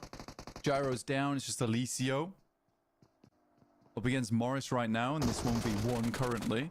He hops out. This is broadside. Really opened himself up to a fight, but he has got backup coming through. No matter, because Alicio's already handled it. And now it's again in a 1 versus 1. They are giving him these 1 versus 1s with a DBS in close range. Alicio with a right-hand advantage, but takes a lot of damage through the window. Can't quite find the third. That could have been huge for Alicio, but Strangers lose 2. The backup wasn't there in time. They didn't have the vehicles. Can these reses happen, though? Because in comes Brett. Yeah, it was real slow on the response there from Strangers. I don't think they had a vehicle, though, in which case Blue TIAM DX were able to just get to the fight much earlier. Brett has a nade. Slightly late. And not on target either. Check out the big boom on Brett. He lands the headshot through the door frame. Now, Gyro has 2 players to handle. Godsayar not really in the action, but there goes a beautiful shot to the guts. A second one to answer it, though, and it's up to Tree. Needs to try and keep his team alive here. But either way, any way you cut it, both of these teams having a pretty shocking time of it at the start of this match. Yeah, it's been very slow from everyone here trying to get back into this fight to try and get something done. So I think for Blue TIAM DX, weird engagement for Strangers as well. There we go. We spotted one. Ooh. I mean, that's Finally. good. You've dislodged 1, so now you have a bit of space to work with. They're all moving now. Positions given away. They can no longer bide their time. Team Spirit have had so much opportunity to roll around, gather up this loot. As Asia Mix were playing slow. Nobody here for third party. Nobody pushing up from Pioneer just yet. Could change, but for now, it is an isolated fight. Nomi, with that 1 nade in hand, he's really thinking hard about where he wants to put this one. Pops it through the door and doesn't get anything. Yeah, that 1 nade was pretty essential to be worked with. Lost heads upstairs. In fact, they should hear the door opening. That's going to cause a little bit of panic on Team Spirit's side. Ooh. Pop back down again. Getting bold. He's pre-firing the door, though. He knew which door it was. He was ready.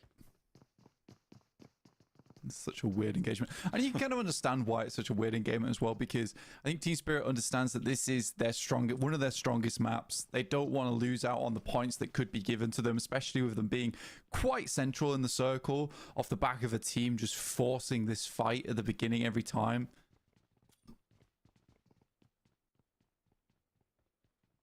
I'm just waiting for KONINA Power to come up and finish this fight. Take both of these teams down, but it's not happening. Not just yet. The stim slowly ticking, lost his health bar back up. Another nade for Kitsune. He threads the needle. There it is. There's the knock. There's the opener. Potential now for Team Spirit to keep this momentum going. They can isolate Lost. They know he's in this outhouse shack. Retro trying to hold down this door frame, and Nomi wants to peek it. Immediately, Kitsune able to do the work. Pre-firing the door frame. Nomi knows what's up with the cross. Yeah, just slowly picking them apart here. And I think Asia Mix really likes to play into just very chaotic engagements, which is realistically what you don't want as a team. You don't want to be taking a fight where you are sacrificing players for the win, because at the start of the game here, you are just having a case of, right, we got 2 eliminations, 4 eliminations, but now we've lost the match. Another Kitsune nade, and there's Shockwave. Now potentially they just rolled into the south side of this engagement. Could third party might put pressure onto Team Spirit to get this done. As Nomi finds another knock, Keme now towards the backlines. That crossfire means that they can move into these buildings. Shockwave still not established on that south hill, means that Team Spirit just got to roll forward. This is dangerous. This is where it could all come crumbling down. 2 players to line up for Asia Mix. A little bit of flak already caught. You can see there's a crossfire. They want to establish. They want to find these picks early. But they haven't found anything just yet. Team Spirit. They felt like they were gearing up, but they're not going in just yet. This one room is all it's going to take. But Asia Mix holding it down like nothing else. A cross jump. Nothing more. I think they know exactly what's going on here. I mean, that was a very well taken fight, and they're very happy with themselves as well as Team Spirit, and rightly so, because again, Asia Mix does feel like a team that just wants to fight head on in more of a brawly matchup, in which case Team Spirit shows them a slow game, and that is the smart thing to do. KONINA Power now coming in from that eastern side, but the fight's concluded, so they don't hear any shots and they don't go for a third party, and Team Spirit can now comfortably loot up in boot camp, which is luckily still in the circle for them. I'm still surprised that nobody third-partied that, right? There were a lot of teams moving around. Shockwave in particular. KONINA Power had a lot of opportunity to leave Painan for quite a while to come and third-party that. So if you're one of those teams and you're watching this back, then maybe 8 points for free in boot camp. Who knows? If Team Spirit are going to continue to try and keep that fight really, really slow, you know you've got a lot of time to try and circle that. Yeah, I mean, for teams like KONINA Power, getting ahead is probably the better option, though, right? And it's not confirmed you're going to get 8 elimination points. You might just take, like, a couple of elims yourself. And this is why the fight is so weird for me, is because typically a boot camp hot drop only happens once or twice, and then one team will give it. It really can only contain one team, and a lot of time hot dropping in boot camp is just the end of the game for both teams, unless you are very skilled and you're able to do what Team Spirit was able to do there, which is a slow fight and then maintain 4 players. A lot of times boot camp hot drops result in one team winning, but did they really win because they lost 1 or 2 members, which really hamstrings the rest of their match.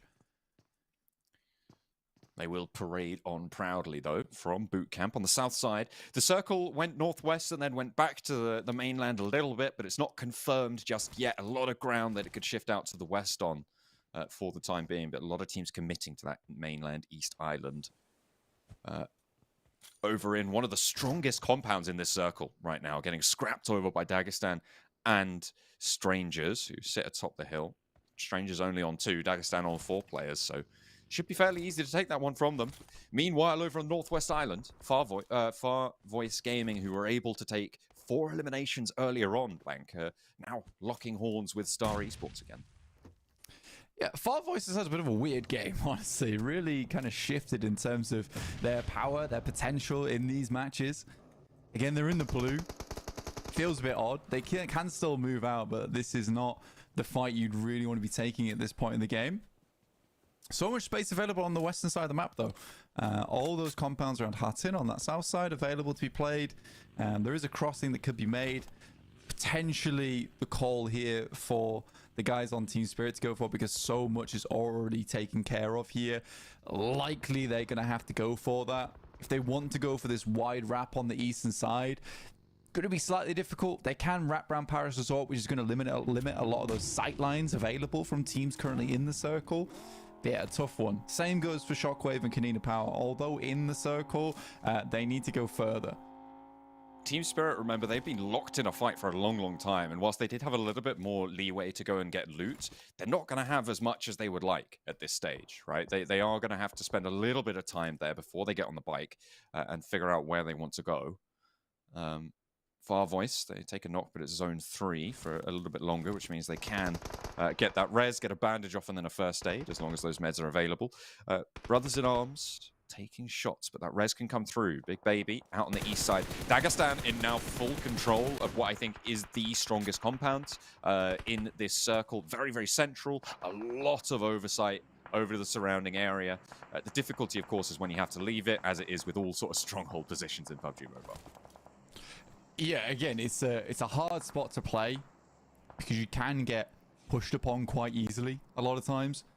So I think for Dagestan, they'll have to hold on this spot a little bit longer, but they are safe. And I think that's the big caveat here, is that being safe compared to a lot of teams who are playing on the crossroads, that is a difficult spot to be in. Where you can see S Eagles right now alongside with Brothers in Arms and Strangers, with Big Baby in that location as well. Fights are going to be happening constantly. Pressure is going to be applied to you a lot of the time. So I'd much rather be in Dagestan's situation where they don't have to worry about that for quite some time. It's just Black remaining for one for all, down in the bush. So the Eagles don't spot him. 17-15 close by, but maybe completely unawares of his location, of his presence there on the north. I don't think he's quite in the next zone, so we'll have to crawl further forwards just a little bit through the lumberyard. Yeah, FARVOICE get a little bit trigger happy, I'd say, on the western side of the map. Lose the play to the play zone. A bit awkward. And Star is able to make their way through. 17-15. Gentle. Running out in the open. Sort of to be expected. They get taken down there. I mean, you are running, and likely a lot of teams are playing that crossroaded area, so you've got to be very aware of those angles. They had to make a bit more of a tight wrap on the north side of the map to make something like that happen. Brothers in Arms 2-2 north and south of the road. They're building a stronghold for now. That curved hillside on the north edge of this circle could be pretty powerful for 17-15 as Black does go down. Potential foothold on the cross for Star Esports as well from the west. And it centers up towards the Eagles. I mean, sure, let's go for it. Let's go for another back to back. Yeah, I mean, for Team Spirit, this is pretty fortunate, honestly. That compound they're just coming up on now, I think they're trying to scout it, but the one on their western side, which ekes a little bit into the circle, is in, and there's no one playing in there, so they could move onto it quite easily. Again, gives a bit more time in the game. Dagestan currently taking shots over towards Star on the western side. Big Baby look over towards GETSO, all grouped up. One nade could spell the doom for them.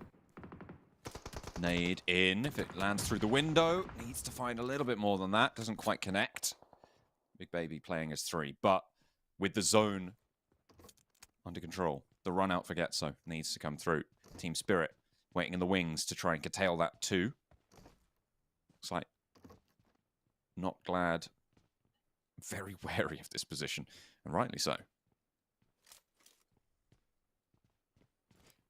Yeah, SC Eagles just have a very strong spot. They're holding both sides of the compound at the moment.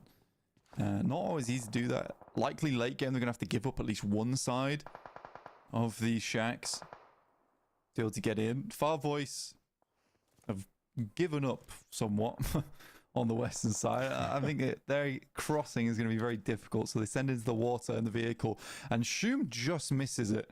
That pillar being the big problem in his midst. Nice nade towards Jakey, but does he nades perks? Huh? Interesting technique.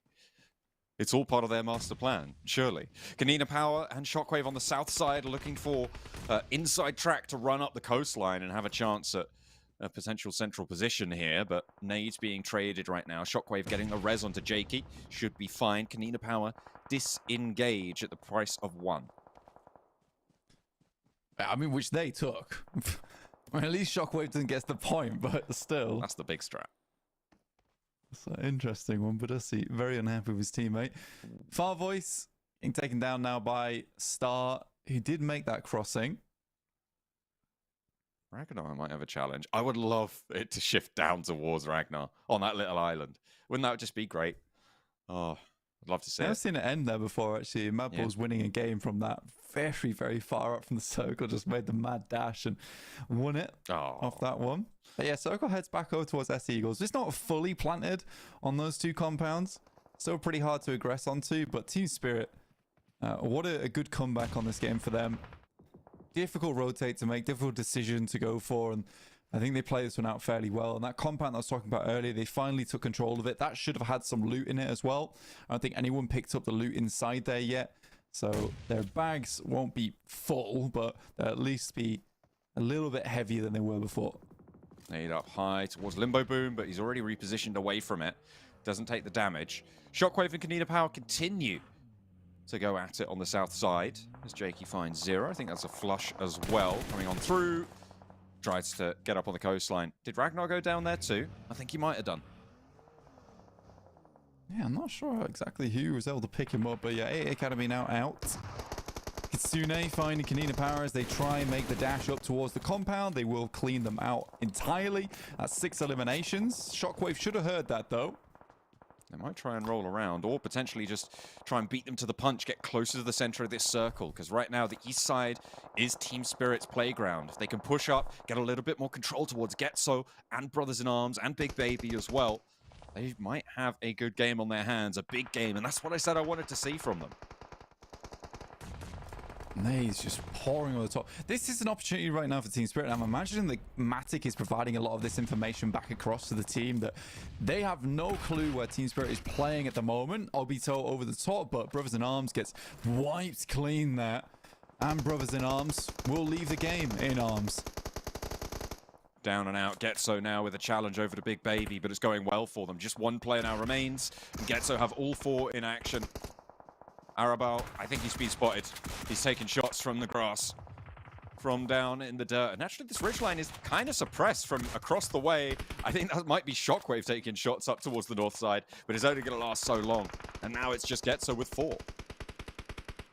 Yeah, fight's concluding very quickly, and I think Not Glad spots out some of the players there from Team Spirit as Nomi starts to take shots, so they're fully aware of Team Spirit's position. They're slightly pincered now. But that 2-2 could be taken apart. It's just the uphill battle for Team Spirit that they have to make, which is going to be difficult for them. This is very reminiscent of the Miramar they played yesterday, where they played a 2-2 and just kind of held two teams at bay until they were forced off, because the circle's going to push Shockwave in. Dagestan as well on the west side, down to just Limbo Boom. They've been flagging on their descent from the compound that kept them safe for so long. GETSO with prime real estate at this stage. This is really where Team Spirit want to end up. If you can take down a couple of the players from GETSO, find an opening, then force the Eagles to push out of their compound, and then have a better time of it. And I think they've just realized that. Or, well, not realized, but they're finally enacting that. Getting closer into the fiery maw that is GETSO's approach. I think for Team Spirit, again, like I said, the bags are not full right now, so ammo is a real problem. Nice shot onto Ked, though, from Matic. He's been very much watching these players for a long time on the Eastern side. Gets one pick, and the rest of Team Spirit can start to make that approach to the hill. Not Glad going down. This is huge for them. Massive openers towards the north side, and they are not going to waste the time, but there's a nade being cooked. They need to be very careful here. 3 of them are rolled up right together. An air burst might take down more than they bargained for, but it doesn't connect. Doesn't do the damage it was looking for. Spray down, coming on through. Shockwave being handled by the Eagles in the meantime, and the rock is cleared. Team Spirit now, from the high ground, have a chance to get GETSO out of the way, out of the running. 2 players at the back line is what they have to deal with, because the res comes through. Shift on the circle, goes down southwest, and keeps the compound in. That could be a good nade, a little bit too far. Yeah, keeping the compound in is so difficult. Next circle should shift them out, though, which is good. So 2 players now left to deal with for GETSO, and this is a very important fight for the boys on Team Spirit, because they need this loot. Big flash onto Obito, but he launches another nade right on top of the knock, and that is going to be huge. Doesn't quite get a second, though. Obito is low. Ked crawling with the blue zone, pushing him in. Effect is down, but he's trying to get away with it. Ked has to get up on the feet, jump across to the tree. Obito as well. The blue zone playing hurry up on this fight. And out comes the flex. The Eagles are in for a fight. Yeah, Eagles coming from behind here is devastating for GETSO. They just send 2 players as well, which is interesting to say the least. You'd have thought they'd send more for a situation like this, where you've got OMG and Devil still holding back. Great shot from Islam onto Nomi as he makes the cross. 2 players now for Team Spirit with their trapped right into the blue zone. This flex out is just secured Eagles the game, all but Kitsune and Matic. Brothers of old, can they hold it together? Can they find an opening? The nades continue to burst the eardrums of the Team Spirit backline. And maybe their backbone too. Yeah, looking to clear out 1-2 here, because they want the second place, but another great nade from Islam directly on target. We'll take down both of them. 9 elims though, second place, not terrible. And looks like the back-to-back is here for S Eagles. They are just going to deal with 1 player remaining, and 1-2 goes down. S Eagles squad are absolutely tearing this lobby apart right now. Team Spirit, it felt like maybe they had a chance, but that 2-2 flex out, it just worked so well for the Eagles in that specific scenario. Yeah, it really did. And they left 2 behind as well there for Shockwave. So a very aggressive play from Eagles just to send the 2 players over towards that north side to remove everyone from Team Spirit. I think it all sort of went wrong as soon as the Beto hit that very lovely nade onto Team Spirit. Again, that little lip is so difficult to play with, and there's a lot of hard cover there for GETSO to play around. But again, that game could have gone much, much worse there for Team Spirit. And I think a 14-point game, very good. Absolutely, definitely a great result. Eagles will break the 100-point barrier with that as well on the 10th match played. I think that was the 10th match. Actually, I'm not entirely sure. I have to double check. Might be in the 9th. But yeah, absolutely great news for them. Down towards the bottom, Asia Mix, they went out early. That was the victim, of course, that hot drop in the boot camp that started it all for Team Spirit. Yeah, and again, much, much better how they actually dealt with boot camp there. They took a little bit of a break at the start of it, as we're going to do too right now.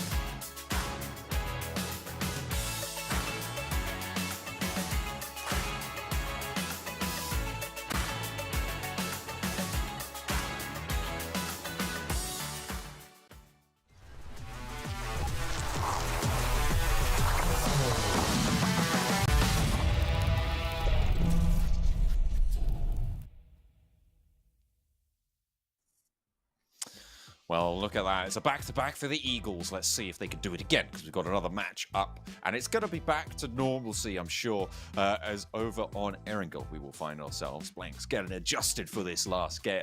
Not last game, what am I talking about? For this next game, as we are going to be heading back over to the grassy pastures. Yeah, no, I've got to sort of a posture, that's all. So, you know, it's got to be done. It's got to be done. But then I realized I was too tall for the camera. So I had to readjust again. You can follow us over on our socials. You can find them down below there. Join the conversation. Let us know what you think about all the games that are occurring today. We're heading into our fourth match here. before we close out the show of our last two. Let's take a look at the overall, because things are getting pretty strong for Eagles at the top here with 111 points over 9 games. Kind of crazy stuff. That's real big. That's real big numbers, Blank. I don't know if you've realized, but I'm sure you have. 4 chicken dinners, 111 points, out of nowhere, seemingly. So, it's a battle for second place. Team Spirit right now, just eking that out, 89 to 88. And there's a big drop-off from 3rd down to 4th. So Dagestan and Team Spirit really going to be trading blows on this one. Strangers, actually. I don't think I would have expected Strangers to be up in 4th place and that sort of next team waiting in the wings to maybe leapfrog a bit. But there they are. Asia Mix even further down, 10 points behind that.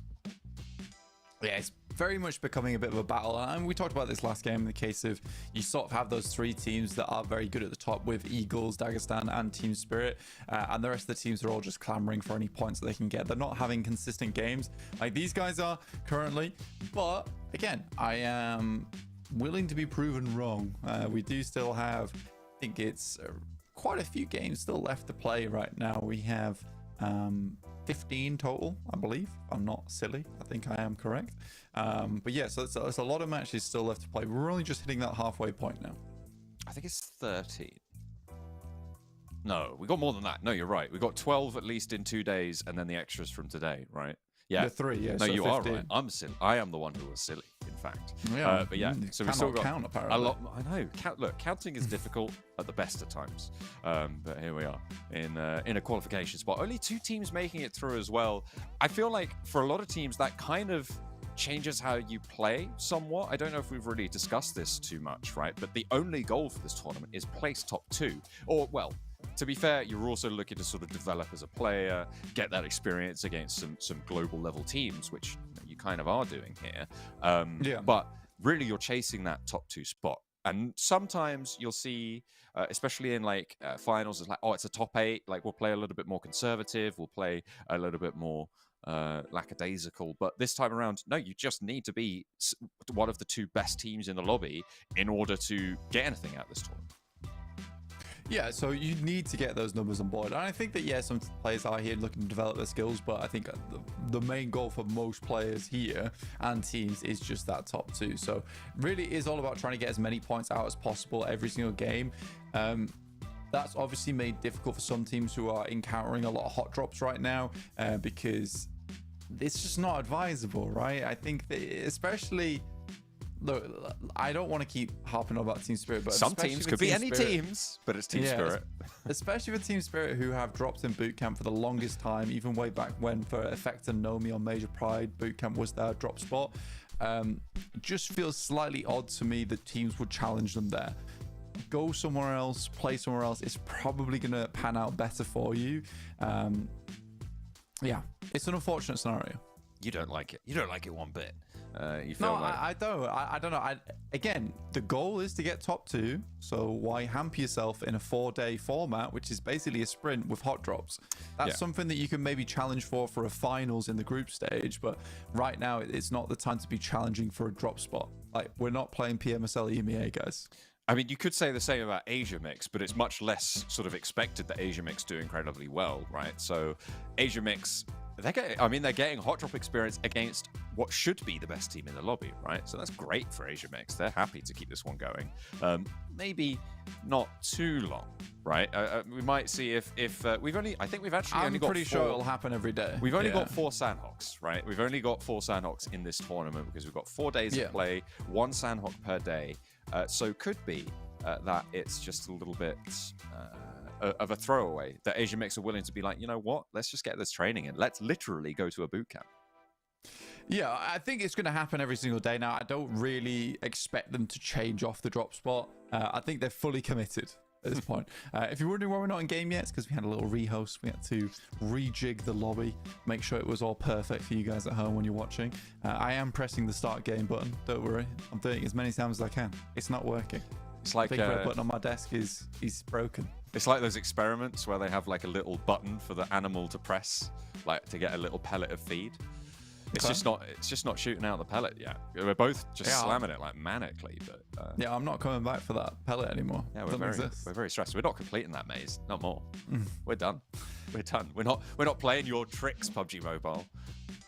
again, I think that S Eagles is playing.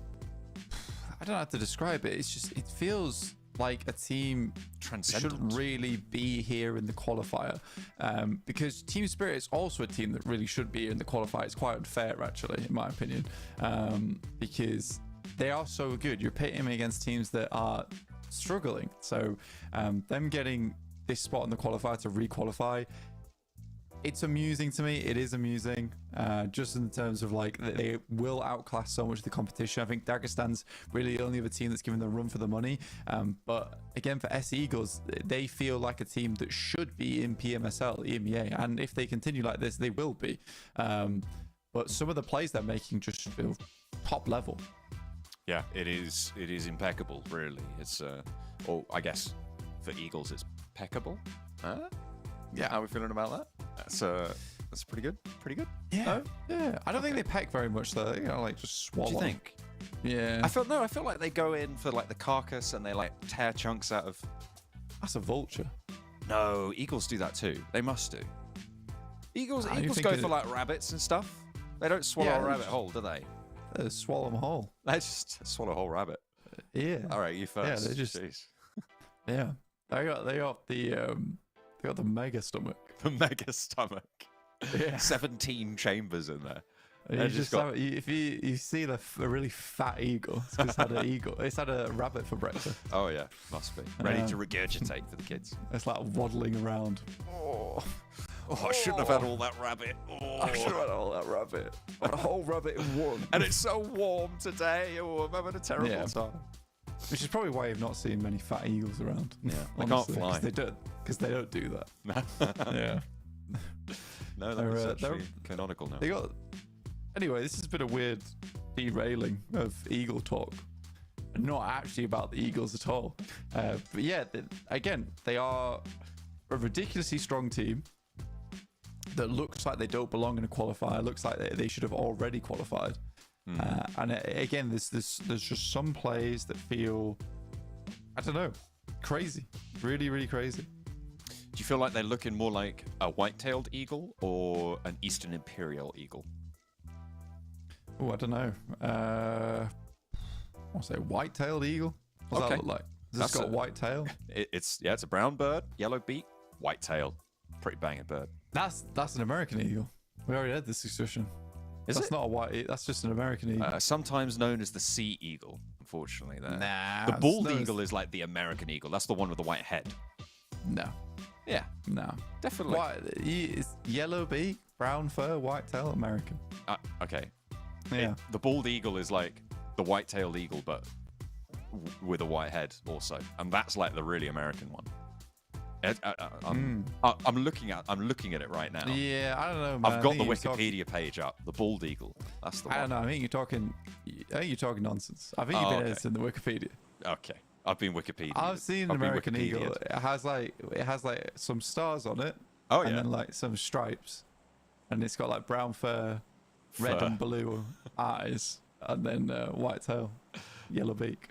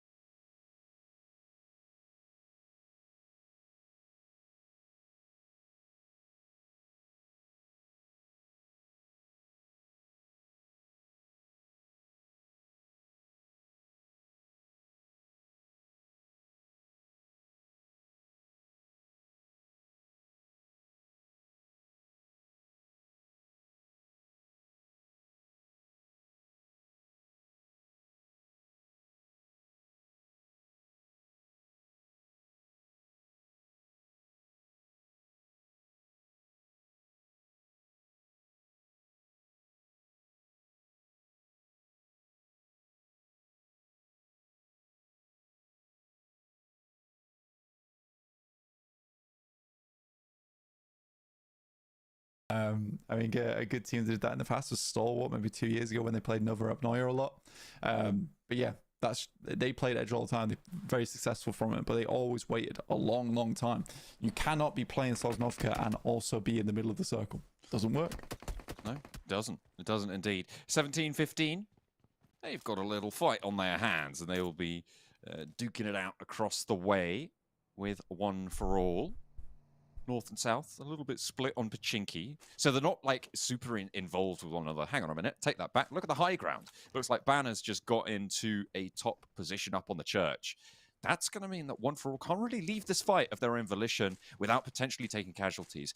What I would do if they've heard that run up, if you're playing a one for all, you just swarm that church, right? You know there's a single player there. You saw those shoots further down to your south. Potential to just really ruin the day of 17-15. Yeah, I mean, I think for 17-15, they are playing a dangerous game by having Banner up in the church there. Again, difficult for them to make the crossing over towards it. It is in view. You have to run up the hillside, so if 17-15 are being a bit wary about it, they could take the shots. You can see right there, the cross angle is good. Blue TIAM, DX taking shots over towards GETSO, I believe that is. That's around Gatka. As we get our circle, just drop over towards that northwest side. Oh dear. GETSO gets rolled for one, and a second as well. Blue TIAM certainly controlling this Gatka position. Interestingly enough, FARVOICE Gaming did break all the way to Novo on their rotation. They're currently just about to land in. GETSO wanted to hold out with 3. The roll-up for Blue TIAM goes 1 for 1 on the trade. Through the window, find a second on the hold. Obito through the door frame, can't quite hold it down. And now with 2 players alive and kicking for Blue TIAM. They want to keep go way up. But no Gyro has no chance as Duchu swings out wide. Ferrari peek around the edge. My God. He's putting the fear of God back into him. God CR looking to take out Obito. Does fall. Duchu. I think he has the first aid kit here. And God CR just finds one of his own. So we're back into pretty evenly matched scenario. They do have the spotter. He can go away. Duchu's going to drop a painkiller, which might be useful just in terms of movement. Very minor improvement to the ability in the fight. Nade is going to be the big one. He's pulling the pin. 2 of them. Damn. That's pretty huge. Okay. Okay. He's got one of them. And it's just... Okay, so none of them. I mean, they get the res. He's using that nade as a stopgap, right? That stops him from pushing down the hall. You don't quite know how long's on the cook there for Duchu. I mean, you might... If you're timing it on the pin, you should know, but... always a little bit of a worry. And that allows you to get that res with a little bit of timing. Hang on a minute. Go away's got a nade of his own. Is this going to do a thing? Oh, nearly damage to him. He only has bandies left as well. I don't know. I feel like if you send the nade into the building, you just play on the outside, right? And you rush both of them. I think Duchu gave them so much time to get that res off. Just sort of unnecessary. Now he's in a really horrid scenario. And just go down. And Blue TIAM DX get away with 4 elims and 2 players still alive. Yeah, odd play from Duchu. Those nades felt very lackluster. I think as soon as the second one comes out and it's inside the building, you're like, there's no way they have any more nades. We've literally been looting for about 30 seconds. At the most, he has 2. And then about 17 come their way. I mean, you know, it's what it is. FARVOICE Gaming, they lost a player. I didn't quite track who got that. It looks like Team Spirit. Yeah, Team Spirit. They must have got that early, right? Might have been on the drop. Nomi found them as they were dropping around about on farm side. Always was the east. It was a good pick. Very early. I think they've done that before, though. They actually did it in the very first game of the tournament on Erangel. So, again, awkward playing path leads to FARVOICE trying to pick up vehicles away from where Team Spirit like to grab their own. And FARVOICE don't drop on any loot. So for Team Spirit, it's quite an easy pickup for them. They head towards Nova Apnoia, and they're going to be looting in the blue for quite a while here. So for FARVOICE, odd decision on the drop location, though. I feel like Yaz is completely open, as is Mansion. Milter would have been an option as well. That is just homework not been done, John. Yeah, I mean, everybody should be aware of all of these drop spots. I mean, it's a little bit more difficult because some of the teams will be less storied, less played as well. So getting that homework done, you can only really get that from scrims. So you can't. And yesterday. Yeah, true, actually, and yesterday. But the backup drops maybe not forced on this scenario. The plane path, I think, where was it? It was from like Kameshki over to South George, so it was quite really heavily northern focused. So this is sort of a unique situation that we haven't really had before, and then a northern circle. So we'll have to wait and see if that homework does come through if this happens again. Yeah, it's just plenty of time to see the shoots on the parachutes, right? So I think it's a case of you could probably make a good estimation that there's no one going to be in Milter, and there are vehicles in Milter, so they wouldn't have to go for the same vehicle spawns as Team Spirit. Just a tip, just a little cheeky tip there for FARVOICE if they ever do watch the broadcast back, but there you go. Again, you are right though. I do think that it's a case of, you know, you don't have a huge amount of information on the backup drops, but you should be making some estimations whilst in the air of where people are dropping. And because it was such a straight plane path, you could relatively easily see where people were dropping out. Anyway, next circle, stage 2 on our screens very soon, as we have moved up towards that northwest side of the map. 17-15 still making their way on up there past One for All. And a lot of teams all caught up in the action over on that western side. And we drop back down towards the south on Everest. So an interesting finish, which opens the gates once again for Eagles. Yeah, really interesting shift. And that puts Ruins right in the middle of it, right? That is going to be potential for Dagestan to take control of that. That Ruins high ground, that split on the east side of this, that Everest position. A lot of that compound play can come on through. Team Spirit are going to try and push in from the southeast side. A lot of open ground for them to cover, but these river crossings are about to get murderous.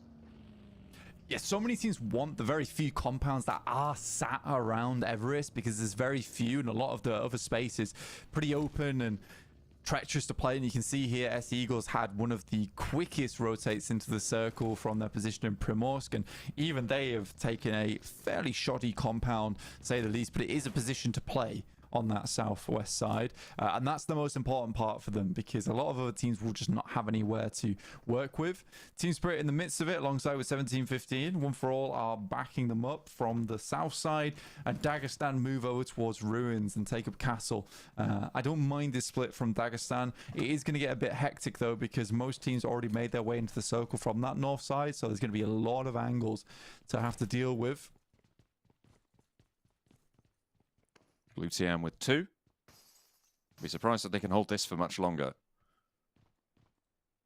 But potential with a backup from Star Esports on the west. This bridge can be a bit of safety for them. SHOCKWAVE are across and will find residency to the east side of this. No one up on the top of Everest completely just yet. Star Esports are looking to transition there though. Yeah, Star Esports just sending their way up Mount Everest itself towards that backside. Reasonable spot to play actually for Star, and I like the fact that they're not forcing themselves too far over towards the east. They knew there was a lot of teams playing on the north side of this circle, so back down, try and hold out teams that are attempting to come in from that southwest side. That includes both Eagles and Brothers in Arms, who are now making their rotate on that western side. So yeah, for Star, they just need to be a little bit careful, because it is very easy to rock up behind you on Everest a lot of times. Eagles move forward. I'm surprised this compound didn't get taken. They were given a lot of time to just pick this one up for themselves. Yeah, they've got a lot of power now on this 2 up, 2 down situation. It's a little bit far to the south. I mean, it's not fully guaranteed to commit all the way to the south on this circle, as much as it is very likely now. I think we've got, what is that, like 20%, 25% maybe of the circle on the north side of that river. A lot more on the south side. So could potentially be a little tricksy and sling all the way back up north, and there you go. And now it's an even split, really. That central island kind of cuts things out, and the north is now even more likely, I would say, than the south side. So things can go topsy-turvy. It's just what happens here. Yeah, this is a south-north slingshot. And I think that this is going to cause so many problems for teams on the south side of the map. For Dagestan, they're in a really good spot. They've got so much control over ruins, and they should just exert control over there. This is not particularly a location they might win from, but it's a position where they can pick up a huge amount of eliminations and make the game worth it just off the back of that. Star Esports trying to create a wall of lead for Brothers in Arms to run into, but not quite connecting just yet. Seemed completely unperturbed. Hang on a minute. No, Default did get a knock there. A nice little spray at range. Potential to just get that res straight back up, though, for Brothers in Arms, depending on how out in the open it was. Dagestan, they're going to have to hold off against 17-15, who are on 3 players, remember? And they will be pushing in from this western side. Yeah, Magnum already picked up a player from 17-15, so they knew roughly where they were. And now 17-15 is pretty much just on bellies crawling around this ridge side. It's going to get dangerous, though, because more and more teams are going to start to push behind them. Team Spirit likely going to take a fight here with one for all. But KONINA Power, just one player remaining in Badussi. This Asia Mix just rolls over him. I mean, that's just how it goes for Asia Mix. They are back at it again when they're not dead in the first few. It seems like this team does have some real legs to get it going.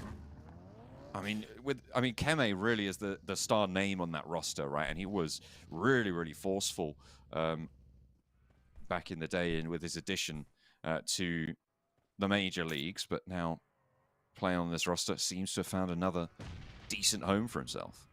Yeah, he was kind of the weak link on Eastern Stars, right? And I think that clearly showed for a long, long time. But he still played alongside with a lot of really difficult and strong teams to work against. And he didn't play terribly. He just was the clear weak link on that squad. So I think for Keme playing on Asia Mix, he's found a good place to develop and grow on a team. And he's been looking fairly good because of it. So I don't particularly mind where Keme's currently playing. Those points wrong on the top side of the screen. Ooh. They may be. I think, yeah. It looks like it's from the previous match, right? It looks like they just haven't updated because Eagles are on 111 at the start of this game. Yeah, we'll get that updated for you. Don't worry. We'll alert people to that. It's been taken away for good reason. Next circle, shifting. Shockwave. We're in a pretty tough spot towards the beginning of this game, and then the circle was like, "Nah, you're winning it." Oh. Okay. And it goes again. How do you feel about that one? Let's do a post-match interview with them already. So, Vagnazada, where does the name come from? Who knows? Got GG Zada on the team now as well. True. He's just got himself an elimination over towards Blue TIAM DX. This is Shockwave's time to control this bridge, right? Star Esports, if they can get a solid position under the bridge once teams around them have started to thin out, it's going to be huge, but it's so difficult to get there unperturbed at this stage because so many teams are going to be looking to push in beyond all those off angles that you need to worry about and really push you into a hard situation. But they've got this tower. They don't need to leave this wizard tower just yet. You can see they're just trying to control all of the South Shore. I mean, that is smart. Again, there's that small bit of space to play on that South Bridge crossing. AA Academy, again, passive play style. They're going to head towards that eastern side. Star's doing their best to hold out teams. There's just one player from Blue TIAM DX at the moment. One for all finding Big Baby. They took a knock from Eagles earlier. And then they went for a pretty insane approach towards the circle. Just flew towards the center crossing. I think they got one player in. That's over, lad. Lawrence is observing the other players from inside the car. Oh, you guys must be having a real rough time of it. That's rubbish. I'm here too. And he finds it. What? What? Lawrence? You can shoot out the side of the vehicle. He's absolutely owned them. Yeah, he's absolutely destroyed them and their souls. It's about time. Blue TIAM finally go down fully. They were on 2 players for a while there. As Default trying to get that first aid before he crosses. Teammate. I mean, that door's gonna go. Gotta be careful. Eagles into a fight with 17-15. Are able to do it. Devil comes through. Manages to strike up a deal with them. And takes down 17-15. But he's the last player to stand. And there are so many players in the wings now. You've got, I think, Team Spirit most notably. the swing around for Dagestan, potential to change things up here. Yeah, Dagestan have eyes on towards that position. Team Spirit has been playing very slow on the outside. They do find one that's effect, and that nade should spell defeat for them. Devil lives for a little bit longer, but Shifu's got the angle. Should be game over. Ooh. Nice. Perfect nade. Well, not perfect, but does the job. Team Spirit, they're striking up the road, though. They are taking their time. Instead of third-partying this engagement, they just kept it at bay, and now they can move up the roadside towards the river, which is going to be so important. Hello? One for all, up towards Flavius. The slow roll up there. And Nomi just eats dirt. I mean, fair enough. I wouldn't expect this guy to just be sat on the ground, just running around aimlessly. But he gets the backstab. Fair play. And Nomi will fall because of it. Another move on the circle coming up. Very difficult to determine who's going to win this game. Looks like they were flexing out to try and backfill Team Spirit. They've been pretty fastidious on holding their back lines, but Dagestan also going to have to rotate around. Next circle, just about to pop. It's more south. Yes, so now this gives a big opportunity for the guys on Team Spirit. No. And again, Zadira gets a nice shot over towards effect there. Kitsune, Matic. Bloody hell. Rain's gone. It's too warm. It's too hot. It's too warm. It's too warm. It's meant to be the UK. It's meant to be rainy and horrible. I like it warm, but I don't like it this warm. You know? It's too warm. Team Spirit down to just 2. Flavius kind of has been the big problem maker for him here. I think if he didn't go down, this would have been a very different story. Kitsune getting knocked on the backside. Dear me. Oh dear.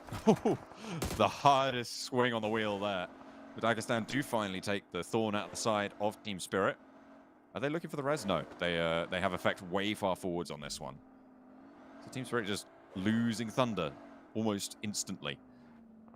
Dagestan with a chance to jump up over towards that first place. Rules on the right-hand side are, I believe, 1 game behind right now, so they're not fully up to date. We'll have to make sure that those are correct for our post-match. Let's see what they've got going. Effect now under pressure from the south side. I won't be too surprised to see Team Spirit going down fully, but Effect's in the river now. Yeah, it's a good play, good move out. He knows that from the south side of the map, so many teams are going to die on the northern edge that he could at least get, like, try to pick up a top 5 and salvage some of the points here. Because they are quite close to the top, and they're directly fighting with Dagestan. Magnum does get knocked, though. Tokyo pulled out the vehicle. A little bit prematurely for his liking. Response from Peachy, who can move in, potentially look for this res. Needs to smoke it up a little bit. Team Spirit will be down for our second Erangel of the day. They will be out of it.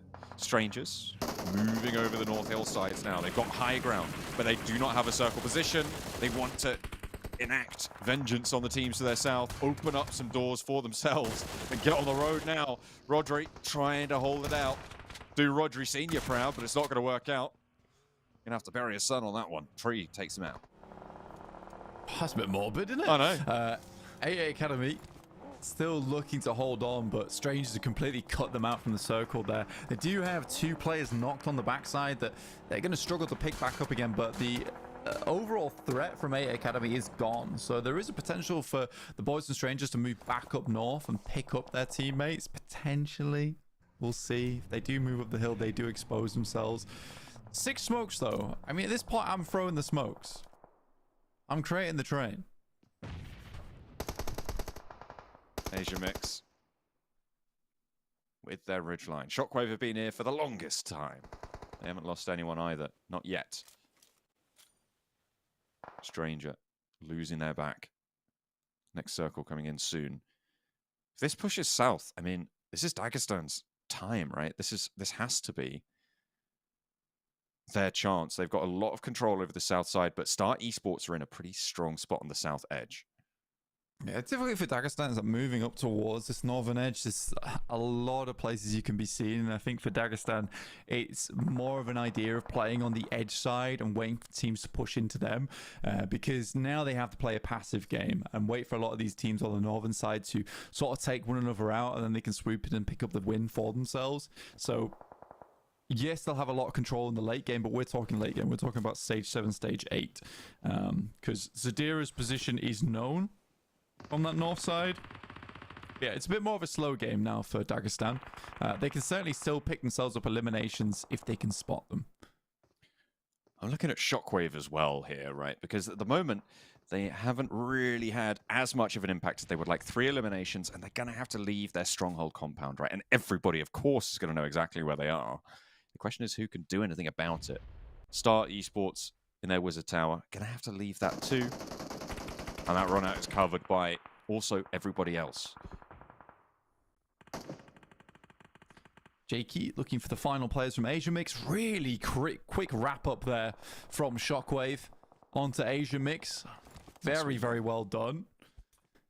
And Shockwave had a ton of control from this north side for a long time. They gifted a really strong spot inside the circle, but crossing the bridge is going to be very difficult. Brothers in Arms, Star, as well as Big Baby, who have had a very strong spot for a very long time, and Lawrence has been sort of lording over the deep in the water there. At the moment, though, Tokyo is slap bang in the middle of the water. He is Aquaman right now, or Namor, depending on your franchise proclivities, but I think one's more famous than the other, and only one's been played by, oh, what's his face? Can't remember. Anyway, Brothers in Arms making their way up the shoreline on the north edge. Trying to make something work, but look at this, a full 4-player in single vehicle rotation. I hate to see it, but it might just work out. Dagestan, they're split right now, remember, 2 and 2, dropping 1 on a low angle there. Might just confuse Dagestan enough, but the regroup comes through. Dagestan disciplined here. Yeah, they are just sending off. Again, this is what I was talking about. They have to play a little bit more passive, a little bit more safe. And Star understands this as well. They're one of the few teams that could disengage from that fight on the north side. So this is also a winning position. They know that. So they move down over towards the south side to try and take this engagement with Dagestan. But a very quick regroup over towards the buildings and the cover means that Star's wind has been taken out of the sail. Default trying to get the peaks over the top of the rock. Strangers taking shots across the river. Default using that third person over the top on the UAS as Brothers in Arms try and make their break for it. Shockwave kind of being left alone on the northern shore. If they can get rid of Brothers in Arms, they got a real good chance here. Vagnazada able to find one more. Shots over towards the bridge line. Can they get more done here? Can they stop Brothers in Arms from doing too much to stop their way? Because at the moment, one dude's down, low HP in the back lines. They've got to move fast. Yeah, Shockwave was sort of doomed on this northern side, and they were just looking to pick up as many eliminations as possible from that spot whilst they could. But getting across the bridge that was held by so many teams, because so many teams do like to post up on that bridge side. So Shockwave's just trying to clear out as many teams as possible on this northern edge. Circle pushes towards the north again, though, and this gives a little bit of an opportunity for potentially Brothers in Arms and Big Baby of all people. Lawrence has been having a right game for himself. That's me. Nades over towards Star Esports and Dagestan. They've regrouped. They figured out, oh, hang on a minute. Let's just put some nades into them. Taking Star down to 2 active, but it's only the one player there. And Satira, quick as you like, right over the top of them. And Star Esports are out. Now Dagestan can start to look to move north. They have got a couple of pieces of cover. The terrain does give them some advantage as well. And nobody really is there to challenge them. I mean, Brothers in Arms on one player. Is it Shockwave the only team who can challenge right now? Yeah, for Dagestan, that was a very good pickup because they knew they need to finish that fight very quickly so they can start looking over towards that north side, because they're a team now that can certainly pick up much of these eliminations towards the end game for themselves. Shockwave is doing a good job to hold on, but sends the water. Likely Lawrence is going to take out Jakey as well. This has been such a problem position. I'm surprised no one's just naded him out, honestly. Maybe they're just not fully aware of it.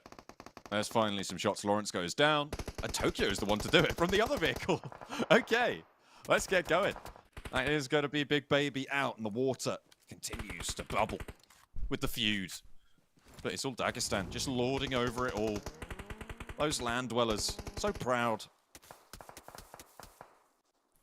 Magnazada, very low. Well, pick himself back up again, but the circle's going to indefinitely take these players out. Go on, Jakey. Jakey's trying to move around to the side. He'd have to, basically, his main job here is to take out 8-8 Academy. 11 elims. I think Shockwave's done enough from the position they were in. This is a pretty fantastic game for Shockwave. They understood the assignment, which was get as many elims as possible as the game slipped away from them. Jakey seems like he's waiting for 88 Academy to actually get more done. Shifu may think... Oh, no. There it is. He's dead. Shockwave are out, and it's 88 Academy to get up into second place. 13 eliminations, probably 14 eliminations. Tokyo may just go down underwater, though. And that is Dagestan with a chicken dinner from the South Shore. They played from Ruins on the split, and it has worked out for them. They were able to ruin everybody else's blank. Gets flashbanged. I did get flashbanged. Now let me sort out the focus as well in the meantime. But yeah, Dagestan, great game from them. Very, very fantastic maneuvers from Dagestan. Again, they played the game pretty perfectly. They understood what they needed to do in which scenario. And this is one of the few teams that's been able to put up some strong games fairly frequently over this tournament. So 23 points total on that match. Shockwave were able to get themselves 16. Big Baby basically won off the back of Lawrence's back. Very, very interesting rotation they made from the early game. I think they went through basically 7 teams to get towards that bridge side. And Team Spirit go down with just 2 points. This is one of the few games where SC Eagles not done great either, so 3 points for them. But I think that came with the fact that they just deathballed it into one spot. Well, we need to refocus for the last 2 matches, as we are going to go to a short break.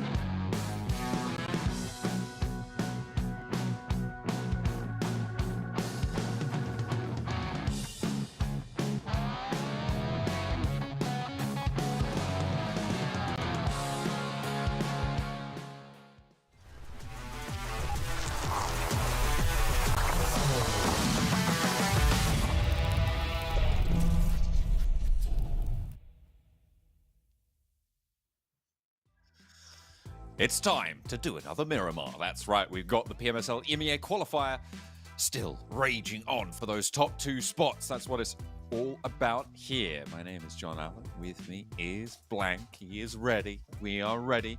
We are completely good to go. We got Wacko over on the producing set. He is nailing it, bringing us those overalls. That looks like it might be out of date, though. I think that's one match behind.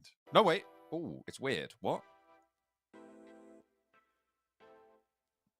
Not sure why this is showing up the way it is. Weirdly wrong right now. We'll figure it out. We'll figure it out. It looks like it's just forgotten about match number 9. I think that's what's happened. Like, everything else seems fine, but match 9 just isn't on those records. I think that's kind of what's happened there. Because not too sure. We'll see. We'll see. We're heading into games soon anyway, so we can figure that out during the break. I did say I'd let people know. I didn't. So technically on me, really.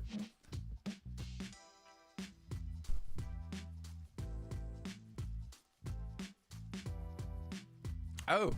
Okay.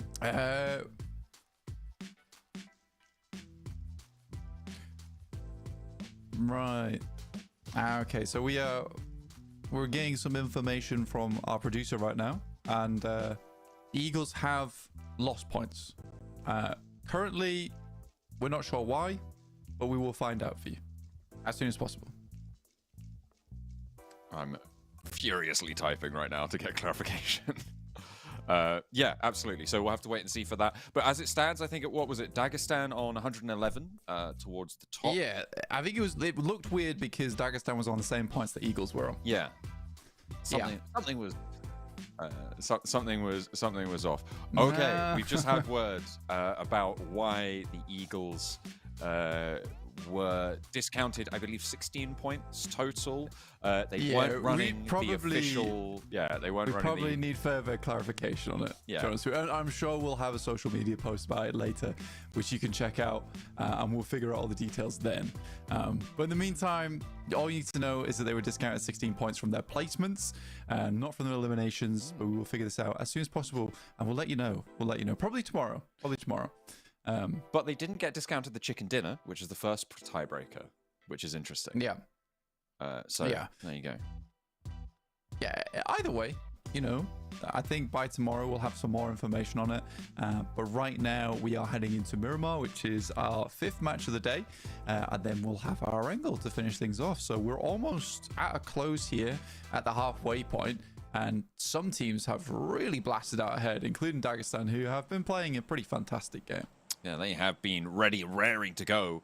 Everybody is just getting on board with that mission. As it stands then, with that discount on the Eagles tally, they are in 2nd place still, but Team Spirit hot on their heels. That drop-off now is looking pretty insurmountable at this stage for the top 3. Yeah, I think for a lot of teams, this is now just a case of on the chase, really. But it's going to be very difficult to beat these top 3 teams in Dagestan, Eagles, and Team Spirit. I think for Eagles and Dagestan currently playing very, very well.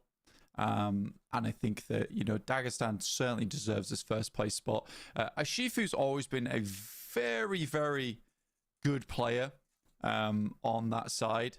And I think that in the past, he's had some really clutch moments, but it does feel like Zadira, Limbo, Boom, all these players on the team have really upped their game in a big way to kind of support Shifu a little bit more. Having a lot of presence within this lobby. They've been pretty strong on those holds. Playing path, they drop out quite late here, down towards the south side of the map. Looks like we may be getting some Los Leones contests, but no, Team Spirit are going a little bit further over towards Chumacera. The North Circle comes back in again. We're going straight back up towards La Cobreria. Yeah, again, I think last time it was a little bit more over towards Crater Fields and less centered over towards La Cobreria, and then we got some hard shifts on that side, which, again, it's a difficult scenario for teams on that game where it was up and down again, so it was very few teams that knew exactly where they were going. But yeah, I think this is a bit more of a fair one in terms of where you want to go. Shockwave. They are closest to the circle. They are towards that north side. In fact, in this circle currently. Nobody taking casualties just yet. And actually, FARVOICE have decided to go even further beyond and potentially even roll up towards La Cobreria. It wouldn't be a terrible idea, right? To just grab some vehicles, head out there because the plane path was so easterly. Nobody making that move just yet, though. Yeah, no one's quite gone for it. I think a lot of teams are still figuring out where they want to play on the map right now. And again, there is a lot of these high ground positions over towards the north side of the map, which will get picked up eventually. But right now with that plane path, a lot of teams are just preferring to get looted up as much as possible. Again, so many vehicle spawns on this map will allow you to rotate quite quickly over towards that top side. And the entirety of the western side of the map is clear because of that plane path. So teams should have ample opportunity to make their way up there very shortly and make those wide routes, because it is confirmed to be quite north. Wide routes on the northern edge of the circle are going to be pretty easy to make happen. I think most teams fairly comfortable right now just to be in, so to speak, looting mode. Yeah, early drops. Grab those vehicles. I expect within the minute we'll see some teams start to swing out wide and maybe break out further. For the time being, though, cohabitation is on the menu for everyone. Over towards San Martin as well. I'm looking at GETSO. I mean, GETSO have got all the way to Campo Militar with KED, and they are slowly making their way over through Torre Hamada. I'm very interested in this KONINA power split, Blank. I think that Perks being so far down south, as long as he's got a vehicle, is fine, and it fully intends on, as soon as he gets information and sees some players moving towards him, rotating back up north. But the rest of KONINA power, I'm not so sure on, right? I feel like they are really committing over towards Torre Hamada, and potentially could do better by shimmying a little bit further west if they finish looting. Yeah, I think for Perks, maybe he's trying to stay away from the rest of his team because he doesn't want to get naded by Badussi. Might be the reasoning. Fair. But yeah, quick loot up. And I think he was just looking for a vehicle spawn down on that south side, which he now has as he makes his way back up to the rest of the team. Again, there's not that many around Tierra Bronca. So for him to pick up a vehicle nice and early and get back to the rest of the team, it's nice to see. GETSO drops in Campo Militar. It was pretty good timing for them on the plane path because they decided to drop early. They'll take Campo Militar, and we had this heavy northern shift on the circle, which gives them ample time to actually loot up and then get into a strong position on those high grounds. That's a real loud Lambo there. A real groan from the engine. Just pops an energy drink in the driver's seat. Not very safe. You shouldn't do that if you're watching at home and can drive. Fun fact about me, Blank, I don't have a driver's license. There you go. Fun fact about me, I've got a provisional driver's license. Oh, I got one of those. Everyone's got one of those. For ID. Yeah, exactly. Yeah. I just say, do you know who I am? And they let me in. I could get in a vehicle. I'm allowed to occupy vehicles. Yeah. I can get in the passenger seat. That's right. No, I do need to learn to drive. It is on the menu. It's definitely something I need to do. True. I can drive in game though, so it's fine.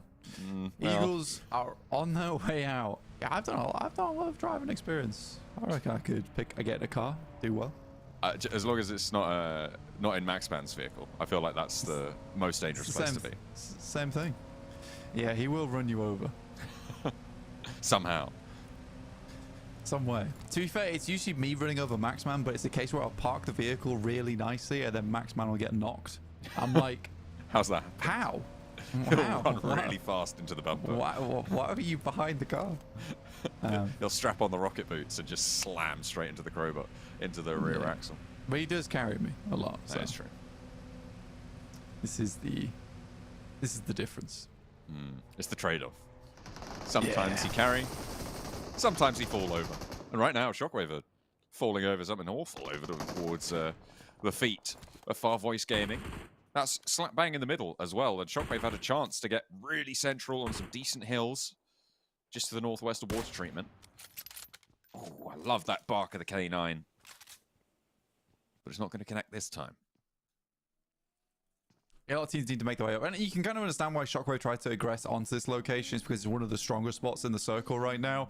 One of that central high grounds. But not only is this high ground, it also has the compound up here as well. So you've got that added bit of safety. Thing that is questionable, and you can see why Shockwave made a later crossing to this location, is because you look at FARVOICE, the ammo count is terrible, the utility is terrible, and they're aiming to play in a position where you need to hold for the rest of the game. So, yeah, I don't know how long-lived this location is for FARVOICE. More than likely going to get trampled over by another team if the circle continues to head over that way, because they just won't have the things to hold on to it. So that's why Shockwave, they took a little bit longer to loot, because I imagine they were ready for the long haul to just sit in that location for a while and didn't expect the team to be instantly there. Oh, I just hate that vehicle noise so much. It's the worst one. Well, the electric car. Yeah, it just sounds like it's an accordion that just can't quite get started, you know? Oh, really? Yeah, that's what I feel every time I hear it. I think it sounds quite satisfying. Oh, no. Oh, no. On a take it or leave it choice, I'm leaving it. Oh! Next pop. Wow. Heavy over towards that eastern side, towards Cruz de Valle. And GETSO pretty happy with their position. Shockwave tried to find a new location to stay, but I've directly moved in towards Blue TIAM DX. Nate's flying back and forth, though. from Shockwave and Blue TIAM. The Brothers in Arms are also here. What is this? Shockwave lost 2 players early, and it looks like they might be losing more as well. Brothers in Arms encircle it all. And now can Blue TIAM hold off while they still have players upstairs to worry about? Looks like it's going to be too tall an order. There's bodies falling left and right, though. GG Zada holding the top of the stairs effectively, and Blue TIAM swept aside. A chance for him to actually take down a lot of the Brothers in Arms. Doesn't have any needs to do it, though. Loops up towards that high ground. Thinks better of it, though. The Molotov burns him away from the window. And these reses can come through. Brothers in Arms can really start to just choke this fight out. Stay alive as 4. In a pretty decent spot out on the west. Yeah, it's been a wild third party that came through. GGZard just finds himself a nade, but it's a little bit too late for him. You can still maybe lob one down the stairs as they try and push up over towards him. It's just the one nade here. Has some smokes. Early nade. Gets a lot of damage done, though. A lot of punishment sent over the wall. They don't rush it. They're playing this slow. They're playing it by the book. They don't want this to be challenged at a later date. GG Zada has the corner, and he's dead. Yeah, don't give him any 1v1s. Everyone peeks out at the same time, and Brothers in Arms will pick themselves up a fair bit of loot, on top of the fact that they'll get themselves 3 eliminations from pretty swift third party. Over towards Blue TIAM DX. There's FARVOICE Gaming, immediately vacated into another compounded location. I'm trying to guess who the guy with the Mandarin characters is in their name, because Brothers in Arms have got, I think, a 6-player roster right now. It might be Zodiac, but I'm not sure. Potentially, maybe. Big Baby's been out in the blue for a while. They're moving up from that south side around truck stop. I'll head towards the south side of the circle. A little bit of a difficult crossing. It's sort of a bit of a deathly approach from the north side of Graveyard. Very open area, very easily spottable. That's why a lot of teams are shifting over towards the east and west side. They don't want to cross into this circle from the south. And I think Big Baby's probably going to divert over towards Cruz de Valle as well, just behind One for All. Teams crunching in. I'm surprised we've only seen 2 rosters go down fully. Star losing a player. Not the end of the world, but not great. And look at how split they are on that northwest side. Next circle. Pops down south. Okay. This is a real interesting one. It cuts out Cruz de Valle on the northeast side, which leaves just open terrain between Cruz de Valle. I think water treatment is just in on that northwest edge, so potential for a lot to go on there. That hillside to the east of water treatment, I think is going to be prime real estate, but it's going to be so heavily contested. Yeah, it's difficult to get in there. Having a bit of a dance-off right now. The boys on Eagles. Okay. Hopefully they get Very moving cool. soon. There we go. That did look cool. Yeah, they've got the skins to match the chops in game. That's right. Now, if only they remember to load up their anti-cheat every game, they wouldn't have lost 16 points. True. Eagles. Over towards that western edge. I mean, they are fairly central right now. Can play from that position. Asia Mix, ooh, bit of a tough time for them. They'll be rolling straight into AA Academy. Team Spirit also in this location, as well as FARVOICE, who held a pretty strong spot for quite a while. They finally do have some good loot on board. Goose shot from Lost. Well, this is about to get pretty mucky. Asia Mix with the challenge, and Lost is so ready for it. Anything but Lost right now. He hops out, gets back in the vehicle. Luna has a go. It's not going well. They haven't managed to connect it just yet. Retro under pressure, but Luna, again, not finding that spray. And actually runs almost out of ammo entirely on the weapon. And on they go, on they truck. Shots being found now. FARVOICE Gaming do manage to take the players down on the outskirts there. Inals wants to make his way to in the vehicle. Retro uphill with the nade. The blue zone envelops the fight. Luna might eat some, but the flak is bigger down the hill. And it gathers speed as it rolls. FARVOICE Gaming, they're on 7 eliminations now, Blank. Yeah, good match so far. I think they've been making some pretty apt rotations. I mean, they've been very quick with it. And it's been a little bit sparse in terms of the loot, but they've made it work. They've certainly made it work. There is this western hillside to be worked from at the moment where currently Stranger and Team Spirit are fending off for position, but just as a lot of teams get to the circle, the next one's about to hit. Look at all the space that is very unplayable towards the center of this circle around Hacienda. That's the circle shrink, and it goes towards those water treatment hills. KONINA Power in a good position. Dagestan, they're also pretty decently placed right now. The ridges that sit around the roadside, they've got a lot of control over the east edge, and I think a lot more teams are going to be pushing in towards that western side, so potential for them to just kind of stay out of things. Nades flying over towards Matic. Wants to rejoin the rest of his team. I don't know if that'll blow up the vehicle. They are really sending nades in now. But he just wants to regroup the rest of his squad down the hillside. Kitsune does actually pick up a fairly good spot for them. They just need to get there to him. Oh no, it pops the vehicle out of position. That is so sad. Yeah, and they can see that slow roll out there for Matic. The smoke was going to be the cover that he needed, but now is he dipping back towards the blue? I mean, he's eating damage from somewhere. There's the roll out wide. 2 players from Strangers want to keep this going. Matic looking to heal. Can the rest of Team Spirit back up Matic? Because there it is. There's the shot over towards Brett. Matic has a nade of his own. Nomi in for the pickup. And out they go. Actually. Yeah, that's a lot of damage dealt to them. And now Matic can get regrouped. Good pickup from Nomi. Huge. Pull him back over towards Kitsune, who initially made that rotate into this compound. And that will give them a chance to play the game out. Will be a great chance for them too. Their main hurdle at the moment, as it is on the tables, so it is in the game. The Eagles sit in front of them, a lot more central on this circle. Clumped up, as they like to be. Birds of a feather and all that. They flock together, as the saying goes. Frozen Arms take a knock there from the Eagles. Take shots out their way. A nice central position to play in at the moment. And all the players in Team Spirit all group up. They're inside that compound over towards the western edge. Brothers in Arms slowly depleting in terms of players on side.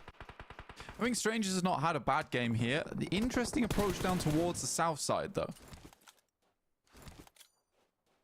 GETSO has the nade. Over towards Carry Boy. I think the cook looks good. Bounces up once. Ooh, just short. Should have been perfect, but Carry Boy steps up wide. There's suppression from downhill. Goodness me. You just can't get rid of him. It's like a cockroach down there.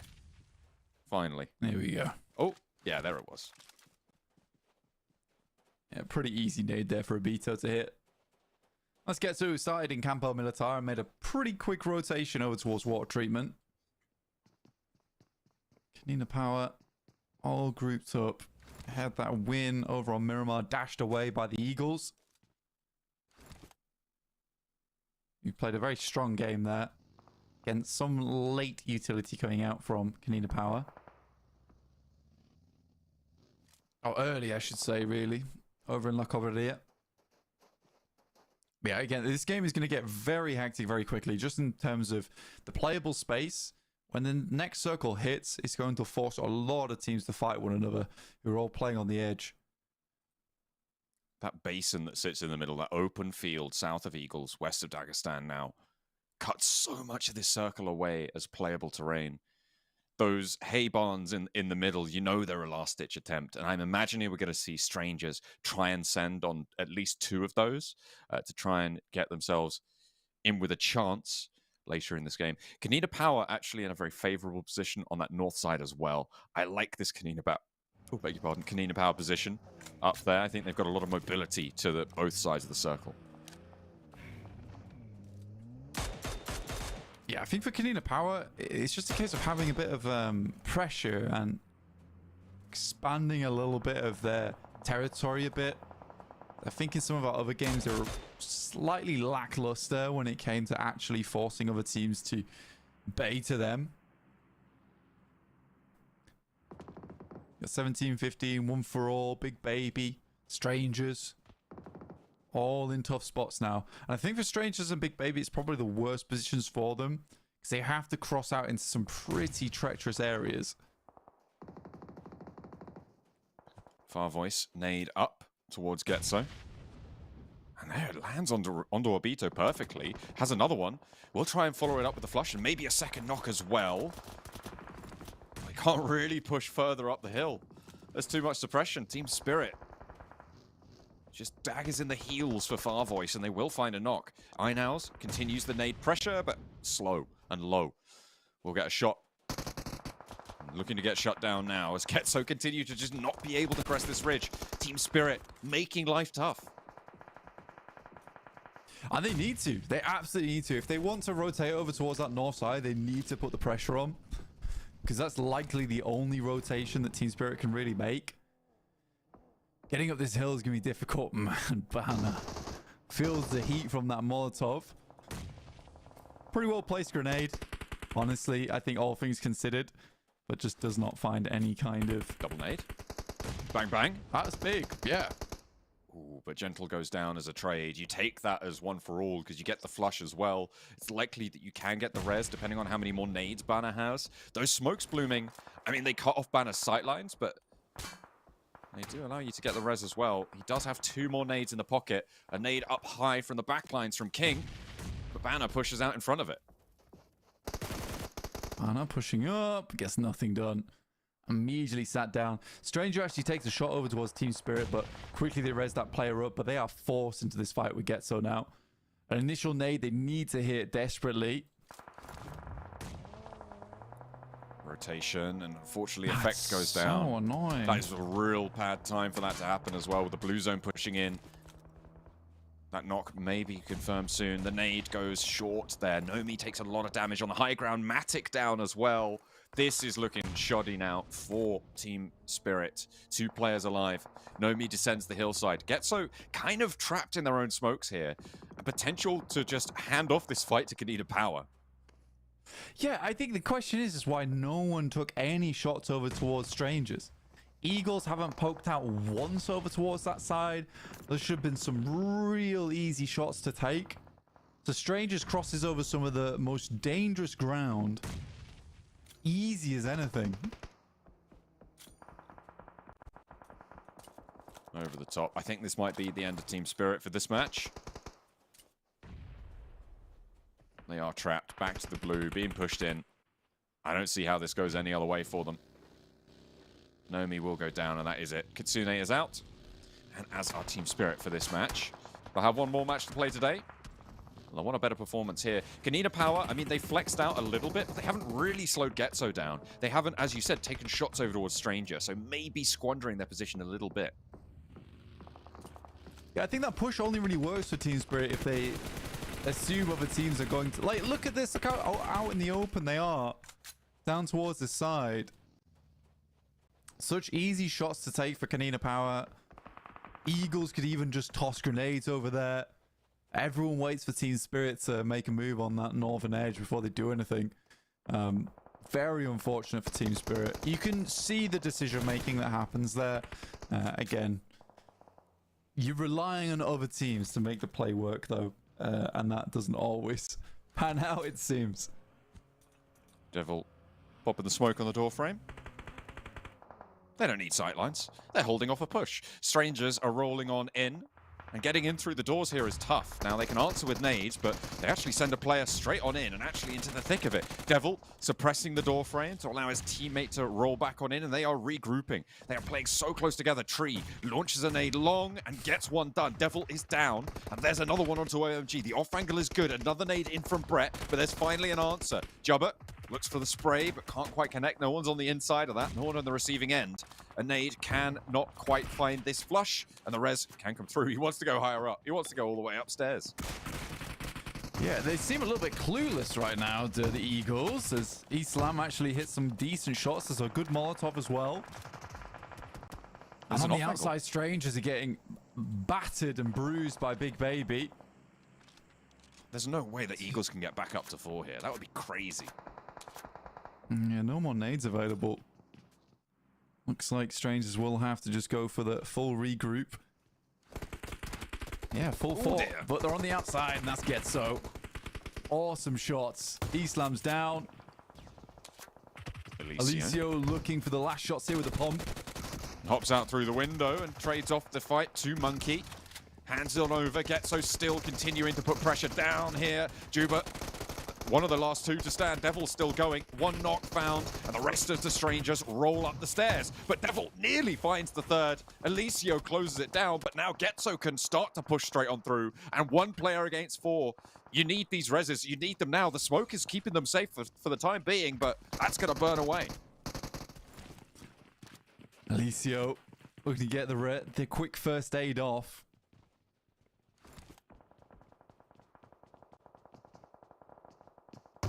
Very good push from Strange. I mean, it's a surprise they've been alive for this long, honestly. Oh, they can't take shots at him. Oh, dear. Oh, hit him with the do-si-do.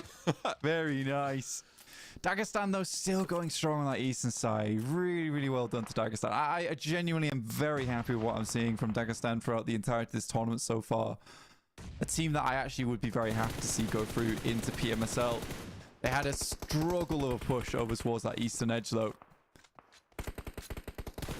They have surged into the lead after their previous match and looking to continue that pace as Eagles are down. Team Spirit are out as well.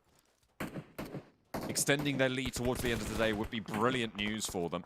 Zadira down on the back lines, though, and I think 5th place may be as far as they can go with Big Baby there, with KONINA Power as well. Able to play the other side, and Shifu already low, but he's gotten through the first check of the valley, but I don't think it's going to get much further than that. Tries to roll up to an occupied shack. Yeah, Shum goes down because he has to expose himself to Dagestan. 5th place, 3 eliminations. Now it's down to our final 3 teams. KONINA Power, Big Baby, and GETSO, who are all playing this one out. Now for KONINA Power, they have had a very strong position for the entirety of the game, but really not got a lot done. And GETSO has been far more impressive on what was a fairly tough crossing. They pushed up, they third-partied the fight as they needed to do. Nade over from Ked towards Perks. Does do damage, but doesn't get the knock. And now he has to fold back into the rest of the team. KONINA Power, I mean, they've been on this high ground position for a long, long time. I liked it for a while. I think if you'd asked me to predict back in stage 5 or so, I would have said KONINA Power. But they're now trapped kind of on the edge, and it's up to Big Baby, really, I think, have the majority control. But the next circle could shift completely away from them and change things entirely. Well, the thing about KONINA Power's position is it's a position that has strength around about stage 5, honestly. It's where you need to take shots at absolutely everyone. You need to be involved in engagements because you have a very safe rotation to come back to later on. So yeah, KONINA Power just haven't got enough done against the more treacherous teams in the lobby that are versus them. I mean, shots need to constantly coming out towards GETSO. Shots need to be constantly coming against Big Baby, and I don't know how Big Baby's managed with 4 players on that south rotation that they made, but it's very impressive nonetheless. They've been pretty staunch in their hold there. Big Baby send Baban forwards. Controls so much of the circle because of it. The difficulty, of course, is that it's vulnerable. If KONINA Power get a nade onto that angle, things change. But GETSO moving parallel to KONINA Power. The uphill advantage, is it going to work out for them? That smoke on Badusi's left right now is the thing that's keeping him safe from Big Baby and allowing them to stop GETSO moving in. A regroup with 2. Oh, that nade looked dangerous, but they do survive it for a moment longer. Into the vehicles, out goes the Armada from GETSO. Yeah, they hear a lot of the fight, and they're actually going to try and backstab onto Big Baby because they see that they've sent up 2 over towards the north side. Oh, wow. What a beater! Okay. Drops out of the vehicle. He does absolutely own himself, but, you know, it was a distraction play, and now the rest of Big Baby have to come back. This is a very, very well-coordinated push here from GETSO. KONINA Power, they have got a... No, they haven't got any knocks, and they are moving down in towards the field as well. GETSO, they'll need to pick players back up, and KONINA Power will start to eat lead across the valley. And this is a brilliant move from GETSO. Their crosses have been excellent. I've loved watching them this match. And they're on 15 eliminations so far. A much-deserved tally. Can they get it across the finish line? I think a Big Baby, the mistake they make is the fact that they try and push out the 2 split there, and they're full purview of GETSO just peek over, and they're like, look, eastern side is completely free for us to just annihilate. And even if Abito goes down, you just, the full force of 4 players going into 2 is usually too much to handle. And it's fully covered off as well from the rest of the valley, meaning there's no backup available from that forward duo. Excellent timing, but GETSO now trying to go back on their tracks. And ooh, the high ground angle spotted. Abito is low, KONINA Power on 1. So are Big Baby. And 2 players alive for GETSO. Okay, things have gotten a little bit hairy here. Big Baby can get this res. Nade long from the back lines from Not Glad.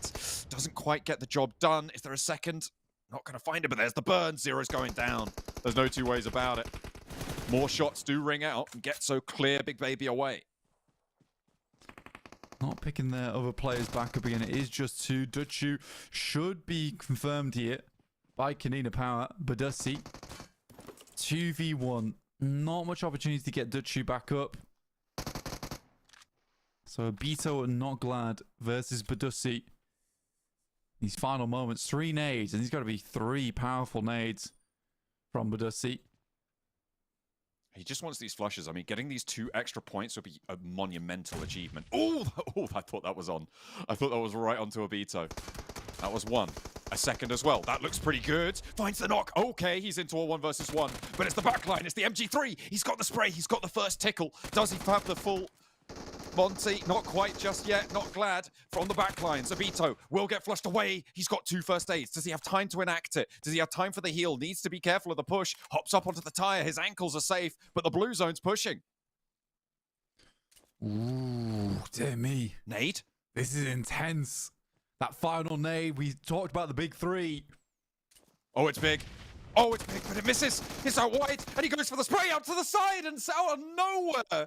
Badussi for KONINA Power takes it away, and it's completely thrown Blank's camera for a loop, because that was insane. From out in the field, GETSO looked like they had it all under control the whole time, and they just turn it on its head. What a way for KONINA Power to close that down.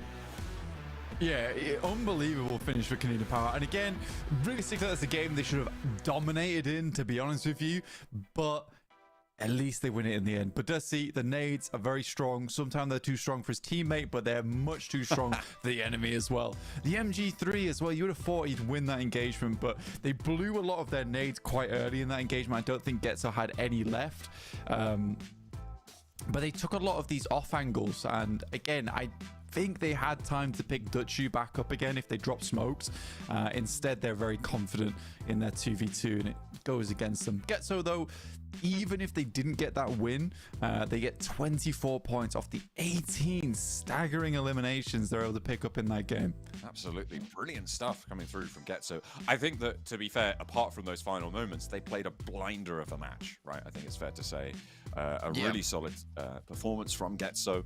We're hoping to see more of that, please, as they jump up the tables with those points added to their tally.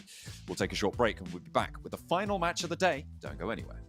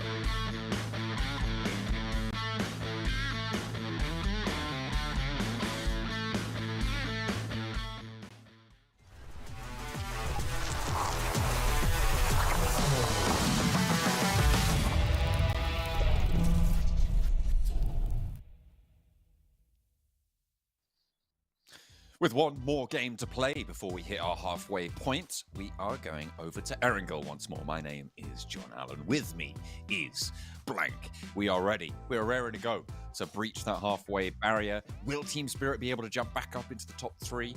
Will the Eagles be able to claim their roost up in the top spots? We'll have to wait and see, because right now it's Dagestan in the lead with Eagles in a second place. Yeah, close behind is the Eagles, 101 points, but 117.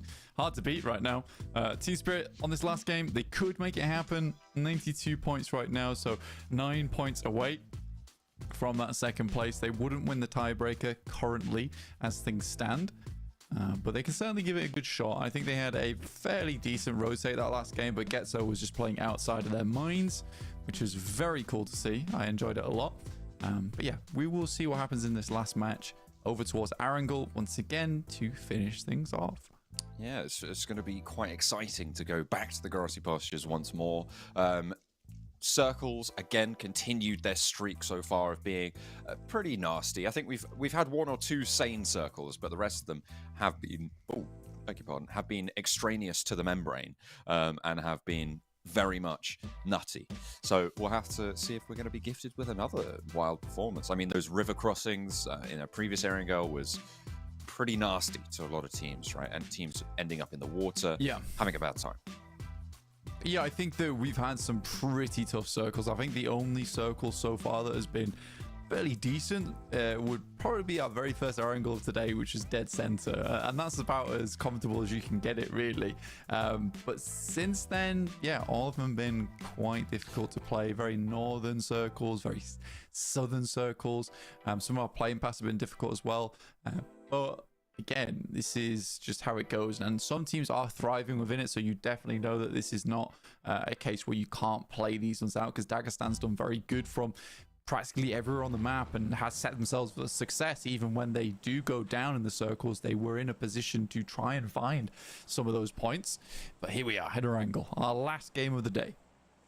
Heading on over, Severny down to Primorsk on the plane path this time around. So maybe a little bit of a stretch over towards Milta. Potential conflict on some vehicle routes, I'm imagining, to break out to that east side, especially if teams want to go over towards Novo, towards Sosnovka military base as well. Could be some vehicle hot drops in this match. But Primorsk, very accessible for the Eagles, should be fine to drop over towards Farm for Team Spirit. They might have company there. Dagestan, looks like they are out in the thick of it as well. And dropping very central on the map. Get themselves out of the plane nice and early. And we'll wait for this circle, because it could be dastardly. You never know. Military circle. Let's go. I mean, I wouldn't put it past the game. I would not put it past the game at all that to happen. But yeah, as things stand, like we said, GETSO on the chase. 72 points with Strangers on 70. Shockwave and Star feel like the other two big teams. Big Baby seem to have found themselves some decent matches, as of Asia Mix. 2 strong teams, but not quite finding themselves the big performances just yet. And here's a circle all the way up to the northern side around Stalba. Oh, yeah. Certainly an interesting place to play. I want a Stalba circle. Right to the peak of it. Let's go. All the way up there. KONINA Power. They're right on top again. See if they can mirror their Miramar performance as we do head on north. GETSO close by to FARVOICE Gaming down on that military island. Normally FARVOICE over towards Novo, but needing some vehicles, so they are going to drop on that north coast road, rotate over there, and I imagine break that bridge later on. Will they lay a trap for GETSO? That has been a tale as old as time for them, it seems, over on that military island as well, because they should be aware that there's a team co-occupying that south island, but only time will tell. Primorsk for the Eagles. Yeah, their typical spot that they play in. Won't be moving anywhere else anytime soon. You got Strangers up towards Yasnaya. KONINA Power on the north side of Rozhok once again. Shockwave get themselves a nice start over towards Severny. Pretty decent position to start playing their game from. And Dagestan's fairly close to making a decent rotate out. They could even head over towards Ruins nice and early, and then think about making that crossing over towards Box Compound and work in from there. but they're going to try and get as much loot as possible. I mean, Apartments does have a ton of good loot in it. They'll get what they need from here. Pick through the apartment blocks. Not a nice place to rent in, has to be said, but it's going to be great if you want to gear up for war. And that's exactly what Dagestan are setting out to do. They want to keep that top spot. They want to fend it off. Picking themselves up a nice ticket going through to PMSL EMEA. And again, I think out of all the teams here, I do feel like Dagestan right now definitely deserves that spot the most. I think they've played the best. I mean, Team Spirit is certainly a team, I think a lot of people in the chat, we hear you, we respect you, would like to go through to the PMSL EMEA again. And I think they're playing up to a good standard right now. But for Dagestan, it feels like they have clawed and grasped every opportunity they can get a hold of to get into that top spot. And are really hungry to play in that PMSL. As you should be. It's a great privilege. It's an honor to be allowed to play in the PMSL EMEA. A lot of teams would love the shot at it, but only 2 of these teams will get that shot. No real funny business right now. The fact that there's 3 teams over towards the northwest, I mean, 1 team over in Zaki, Asia Mix as well, heading over to the north, currently north of Star Esports, who we're on board with, is interesting. I mean, the plane path from Severny down to Primorsk kind of means that, fair enough, you go for a backup drop over to Zaki, and a few more teams over to North George. I guess that kind of makes sense. But Asia Mix heading up to the coast is an interesting first rotation, right? From North George, they go up to that coastline and they can shimmy along. We've seen a lot of success from that coastal side. There's a lot of interesting hills to the west of Severny, so a lot of mobility for them there. Maybe looking to guard out Brothers in Arms if they saw them drop there. Yeah, easily done from Zaki as well. I think Asia Mix has a great opportunity to do something like that. But we're still waiting for this first stage to really drop in. These teams start moving out. GETSO playing a much slower game here, it would seem. And I'd hope they would as well, because this is certainly a match where I don't imagine One For All is going to stick around very peer for too long. So GETSO can just loot up for a very, very long time inside of C Block and then work their way out over towards that north side of the island. They probably move around about halfway through stage 1, or potentially stage 2. We'll see. I mean, that still does give opportunity for One For All to hold on, but looks like they're already scouting out over towards that north side. 17-15 finally leaving from Pachinki. They're going to try and figure out their crossing points as well, most likely sending to the north. It is still possible that it could be a Yaz Fields finish, though, but I imagine a lot of teams are prioritizing getting a foothold on the northern side. Phantom? Oh, okay. No, he's figured it out. He's fine. He's back on 4 wheels, as it should be. Yeah, he's okay. Miraculous. Very miraculous. Quickly back in the vehicle and moves on. Did you ever watch Fairly Godparents? Fairly Odd Parents, sorry. The cartoon. I watched a little. There was like the mean teacher character. Whenever he said fairy godparents, would do like these weird poses, but like very quickly in succession. Felt like that's what happened to the car just then. That's an old school reference. Yeah, I don't remember that. I think I saw it when I was like very young. I do not have remembrance of specific events that happened during It's a running thing that he does every time. that cartoon. It's a running gag. I apologize. It's all right. I forgive you. I forgive you for not knowing the minutiae of children's cartoons from the early noughties. Yeah, it's not my forte. Blue TIAM DX once again having a great time. 44 points. I don't think we've had a lot of teams that have done shockingly badly in this tournament. But Blue TIAM DX certainly haven't had the most success. You get quite...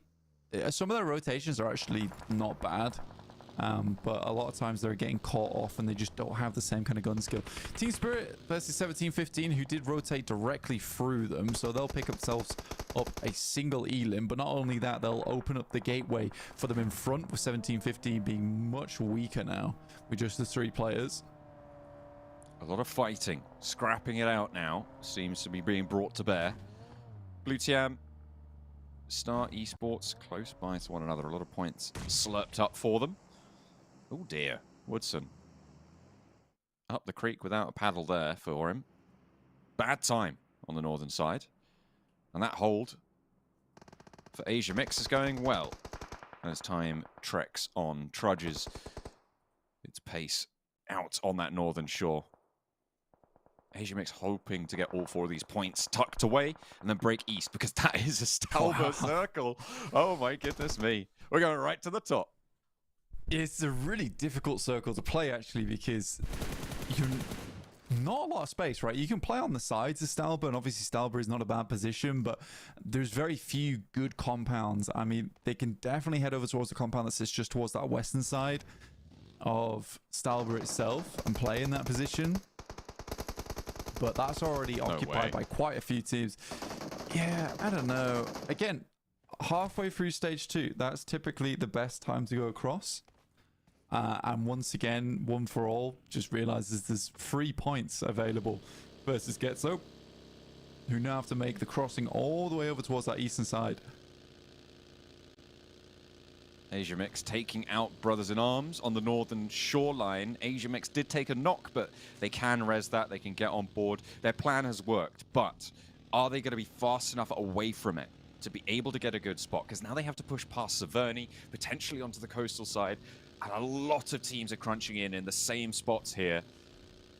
Stalber is such a weird area as well, because you consider the top of it, it's such a wide plateau that a solo team would really struggle to hold it against, say, 2 teams who are looking to push up from that south side or from that north side. So KONINA Power have their work cut out for them if they want to try and hold all of that plateau at the top of Stalber Mountain, but then they get that oversight to the north.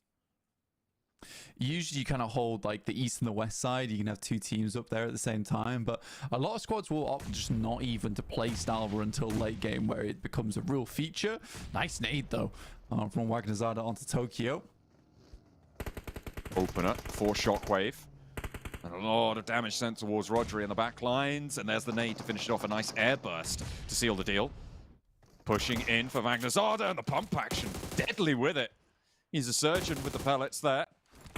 Moves forwards with the AUG in hand, and now just the 1 player left standing. It's going to be Ragnar. Needs to get his Berserker Rage on here if he wants to take down all 4 of Shockwave.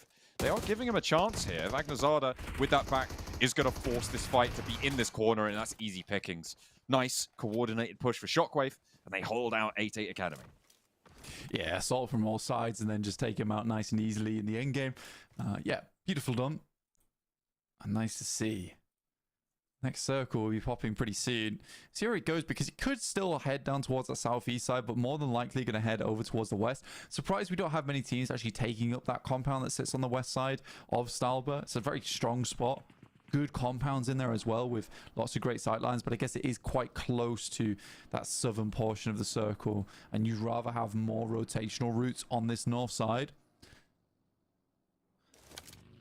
Oh dear. That is absolutely wild. That shift, I mean, 17-15, this is their dream scenario, right? This is a team that loves just get into a building, stay there, hope that no one comes knocking, because they don't have any trick-or-treat candies left. You know, they are fresh out right now. They've got shotgun shells, probably. That's not as friendly. New. But it's what 17-15 definitely need, considering they've lost a player earlier on to Team Spirit. It's going to be a bit of a tough hold for them. It's certainly possible. Pretty open ground around this area as well. Big Baby try and move through. Lost. Damn. Nice shots from him onto Semtenar. Nice speed on that. The chunking out with the pump action, and Lost is still going. I mean, Star wants to take care of this backside, and a nade in nearly finds default. Lost pushing out actually into the blue zone. Self-nade? No, he's going for a wide angle. Looking for a new peak, but knows that the zone is only stage 3. He can get away with a lot more now. One for All finds another play from GETSO. I think for One for All, they have really played this game out for a long time. Feels almost cruel in a way, honestly. Asia Mix still looking for some more of those shots. We've lost with 5 elims on his side. Definitely the best player on the squad. Dimmy also finally another onto default, and Star just cannot get away from this. Shoom so incredibly low. Dimmy wants to chase it. Wonder if he can get this long toss on the nade. Long arm on that one. Needs a bounce or two to see it. Not quite going to connect around the edge. Shoom wants the challenge and will be able to win that one out. Doesn't take damage in response, and now at the back lines, Shoom only has Lost to deal with. Default, I mean, he is resable, but not for much longer, so needs a little bit of a hurry up on this. Spray down, suppression. Lost has still got more left in the tank. Yeah, I mean, I think he was just looking for some meds, honestly. He really did not have any. He's got no first aid kits either. I think he just about found one. Ooh. Is he going to tag on the res? Oh, come on. Okay. It's definitely impossible for him to even get him up at this point. He just wants to find the last eliminations. Great second knock. And Shoom takes a huge amount of damage inside that smoke. He's got 4 nades. He could just barrage this, honestly. Hitting him with it. Bombardment. There's another nade. It bounces, doesn't connect onto Shoom. Shoom won this angle before, remember. Lost may have a better time of it, but instead diverts. Heads along the coastline. We've been out in the blue for a while, but Blank, there's been crazy things happening over in the circle. 17-15 still hold on the northern side, but they are only 3 now. You can see Big Baby shunting in on this north side. Right now, what's happening is One for All into Team Spirit on that east edge, and it is not going well for One for All. Yeah, they are getting picked apart. Lost is still taking this fight. This guy is insane. Likely they will just go down to the blue at this point as we shift over into stage 4. This is so silly. Big Baby gets opportunity for themselves as Gentle just gets run down. That's the final players from One for All taken out by Team Spirit. We now rock up towards the compound. I imagine they could probably take the one on the eastern side, and Shoom goes down alongside with Lost, and Default likely to fall soon after. Everybody loses on that west side fight. And Shockwave, they may just be worried about it, right? Unless, I mean, they're probably tracking the elimination feed out to that western side, but still, you know, it's a little bit tricky to maybe realize that all of the players out to your west have gone down completely, and you don't need to be worried about your back flank anymore. So potentially investing some resources where they may not need to. But, you know, conscientiousness, never a massive detriment. So if they're paying attention, that's a good thing. Team Spirit tried to make a rotate over towards that compound that sits on the northern side. Oh, good shot there from Islam onto Magnum. Devil goes down. Shifu looks to peek up. Islam moves further in. I wonder if he knows that Shifu's up on this ridgeline. I think he does. Seems to have an inkling. A read on it. Yeah. He's got that eagle eye. He knows. He's not worried about it anymore, though. He's heard the vehicles reposition away. On the ball with the sound cues, this man. Over the top, there's Shockwave in towards KONINA Power to go down on either side, but Jakey has the inside track. Badussi is there. Savior for them in the last match. Will he be able to work his magic here again? No. He is shut out of this, and it will be Shockwave to stay alive with all 4. Suppression as KONINA Power go down, but these reses should be there. They have that smoke, they have that cover, a lot of time to get this done, because nobody's near Shockwave on the southwest. Yeah, Shockwave, honestly, from this game starting in Severny, they've really tried to eke out as much control as they can from it, because this team's been definitely on the chase today. Wondu steps up, takes some shots over towards some of the players scouting from Eagles. It's Islam, as well as Devil. Maybe they heard this engagement? Could have done. They were close enough. But they're outside of the circle. I mean, I don't know if Islam's position here is going to be super valuable for them. Not right now. He's keeping tabs. He's getting a lot of intel to their west flank. And Shockwave's next move, I mean, they're going to have to start to wrap around that Stalber Ridge. And he's getting out of there. Yeah, Wondu spots the breakaway. I wonder if he wants to get some shots, maybe. just back off, just making sure that he has left entirely. As the Eagles move further over towards the eastern side, directly towards Dagestan. Big Baby's controlling a lot of space right now, John. Yeah, that compound that sits in the foothills gives you a lot of power, but they're sat up a little bit higher on the ridge lines that overlook it. That is, these circles, man, I don't know what's going on, but Team Spirit are going to be happy about this as well. That position that they hold now on the eastern side went up in value. There's a potential for Dagestan just to ruin the day of Team Spirit on a good crash. Big Baby could third party it. Banner going for a swim, and I mean rightly so. This is the right play for Banner at this stage. Yeah, it just wants to live the game out. There's so much water still in play that a swim can take place for quite some time. For Dagestan, it would be difficult for them to go for a crash considering they're playing with 3 players. They need to take pot shots. If they can find a knock onto one of the players from Team Spirit, maybe then. Big Baby has coalesced onto that northern compound, which is further central. So there is now an opportunity for that southern compound to be taken. But you need to get close first for that to happen. Team Spirit should have sightlines. Oh, Shockwave's going for it. Okay. All right, they're going straight on in. The north side, it's open, and they take it. I mean, it's no resistance. No one's even taking the shots. The Eagles going to allow them on in. And that's gone really well for Shockwave. They don't believe it. They can't believe their luck. I mean, everyone was so concerned about that compound itself, they didn't even think to peek out on it. Islam? Now peeking over towards that compound where Dagestan are currently playing. Scouring those hillsides. Making sure he's got all the information possible before they make their descent, because they're going to have to. Effect, nice he shot spots from it. Effect. He spots it. OMG goes down. Yeah, it's a really good couple of shots. Islam attempts to get in as well, with Devil still on the high ground. Might have a peek over towards Limbo Boom. 4 nades though. I mean, they're in a pretty isolated location. Dagestan does have to move further in, so if they can get nades onto this spot, it'd be really good. I think we're about to see a full rundown from Dagestan towards the Eagles' position. They're going to backfill. Devil's going to get the high ground shot, but Shifu is so ready for it. Look at this.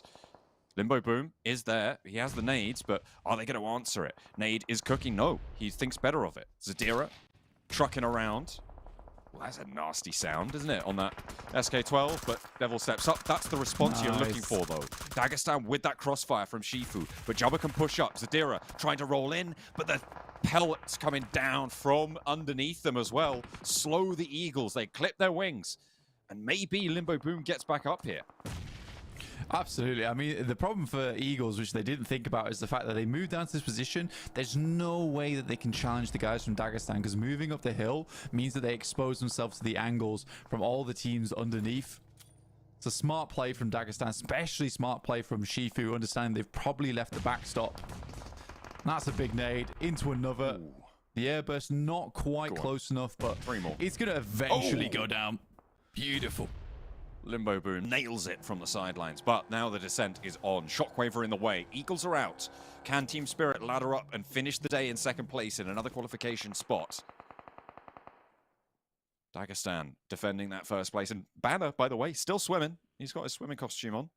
It's looking great. In the meantime, though, Big Baby, they are firmly domesticated in their compound. Pretty easy game for Big Baby so far. Dagestan has to literally cover this entire hillside with smoke. It's the only way they can potentially get in. Cheeky play from Team Spirit, though. I like this, trying to cut them off on the plateau here. Yeah, they take shots straight away. They have an idea now. Nomi and Kitsune breaking out on this split. Shockwave, I think, is the big X factor in this engagement, right? Because Dagestan are going to have to go towards it. They're playing as 3. They're going to have to commit to a corner. And in they go. Okay, dropping from the sky. Limbo Boom goes down first. Shifu next up for Jakey to try and take care of. And he's easy pickings for him.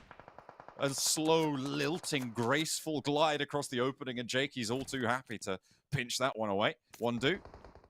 Looks for the last. And now can Team Spirit make the most of this chaos, right? Dagestan have opened the door. Can they slip on in? Yeah, it's with the speed at which that fight ended, it's very unlikely that Team Spirit's going to get too much done off the back of that. They even lose a player on a knock there. I think that's out from Big Baby. Or some of the players playing on the high stories for Shockwave. Ooh, Zadira. Oh, silly. What a timing. Why? Oh, that was so bold to step out there. He knew there was another player. He heard those steps, and Zadira's not going down without a fight. Team Spirit still on the outside of this. They have got their backs to the blue, but they're in the next zone. Zadira finds his way up the staircase, and now Shockwave are wondering how to handle this guy. He's a real thorn in their side, and that's how you do it. You pull it out. You pull it out with a nade. Team Spirit constantly taking knocks here. It's so difficult for them to get in. And they want to get across towards Shockwave. They lost a player. Bagdazada takes down one player from Big Baby, which actually does help Team Spirit here. But I think so far Shockwave has been playing a pretty damn good game. Nomi has to quickly hit the deck. Gets away with it as well. Managed to get some healing done. And they can bide their time just a little bit longer. Banner's still swimming, by the way, for 17-15, just in case anyone was wondering. He is a soggy man right now. Yeah, I mean, again, there was so much water in play. There's no reason for him not to try and get a third place off the back of this, which is certainly possible.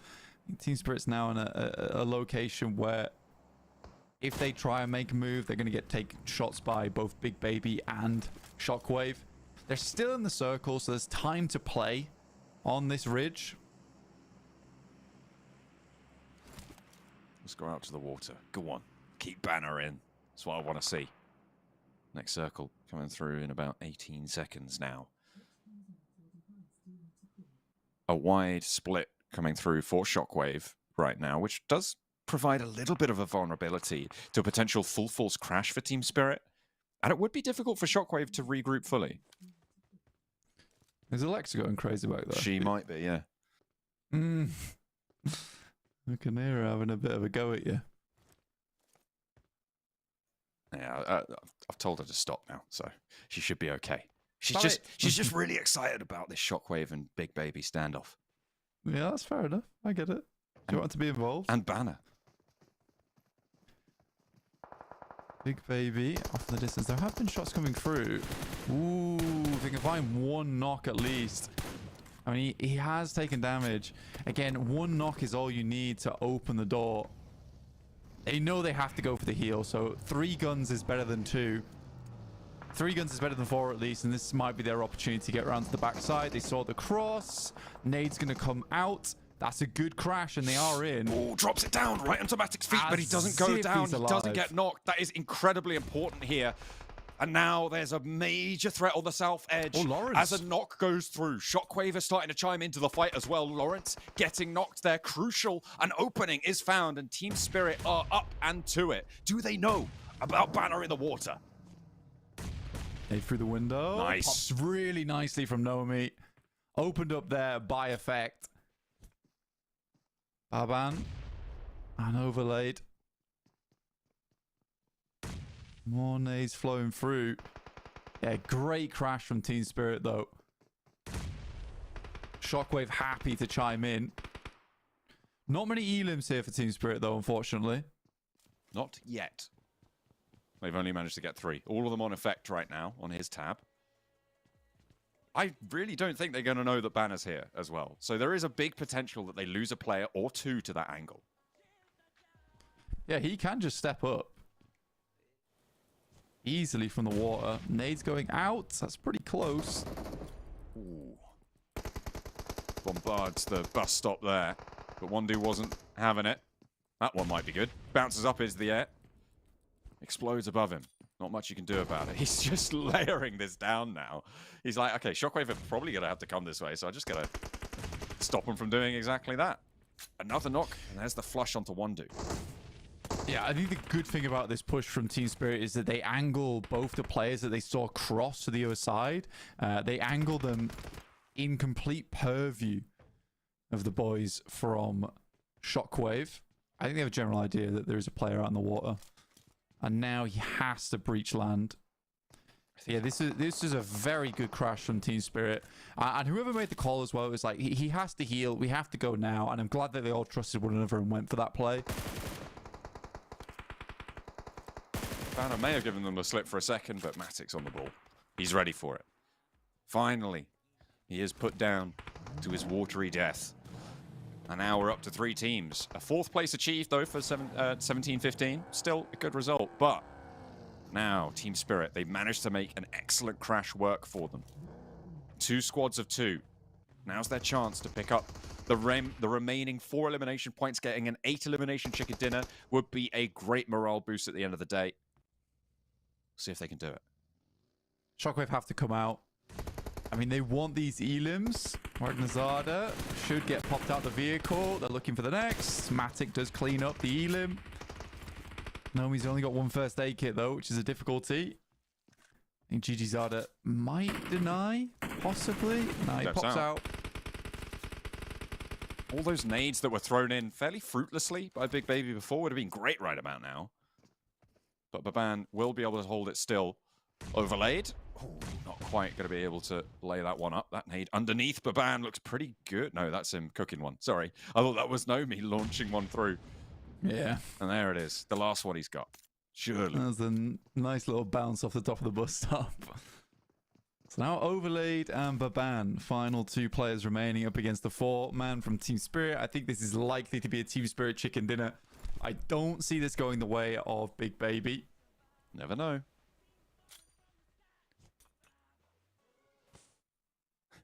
Just jamming out some tunes out in the grasses effect.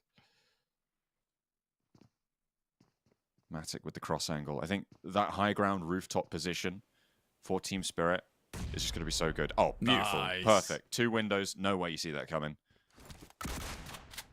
Yeah, it's a really, really good nade there. And now they just toss them all into the building because they have a general idea of where he is. Oh, there he is. Molotov through. Such good utility usage there from Team Spirit. Again, that feels like a Team Spirit game that we expect, right? Very, very smart, very methodical, and I feel like they're starting to understand the lobby a little bit now, and also playing it with one another. I think the big moment happens there where a call's made that we should push them after we get that damage through. It's not a knock, but they are forced to heal, and they cross. But they all go with that one call and actually head through. So I was very much pleased with the way Team Spirit handled that end game. Shockwave, though, I also have to massively commend them. Some insane rotates, some crazy fights that they were able to win and get themselves 15 elims from, which led them to a 20-point game despite going out in 3rd place. Yeah, they did some huge bits there. I think the crowning achievement was getting into that compound, right? Where nobody was like, oh, they were like, oh, maybe we should scout it out. They were like, we're just going to go. See you guys there. And they get up to 3rd place for it, right? They managed to get decent headway. It was very, very good. Let's take a look at the overalls now, because I think Team Spirit might just have leapt ahead of the Eagles into 2nd place. Yes, they have. So Eagles now at 103 points, Dagestan at 126. So they continue to push ahead there. Eagles don't fall behind by very much, up to 103. But again, Shockwave is closing the gap, and as is GETSO, 80 points and 77. That's 1 good chicken dinner away. And again, that's just one more of those games that Shockwave just showed us right there, which we know can happen after the decent day they've had today. Yeah, they haven't managed to get a chicken dinner just yet, neither have GETSO, but there is still that potential to make things happen. I think, as it stands, this 2nd page feels fairly fine to me. I think Asia Mix, maybe they've shown a little bit more power than some of the other teams on this page, but they are at the top of it for a reason, at 62 points. Yeah, again, it's been a very, very good set of days for us so far with our 2 days that we've had. We have 2 more days upcoming all the way through till Sunday, so you can find us there as well. So we're still playing out these matches to see who of these 16 teams, which 2 will head through to PMSL EMEA. Yeah, there's only one way to find out. That's what I'm going for there. There's only one thing left to do. That's sign off for today. We'll see you guys tomorrow. Make sure you stay tuned because there is plenty more action. A whole nother half of this qualifier still left to go. We'll see you soon.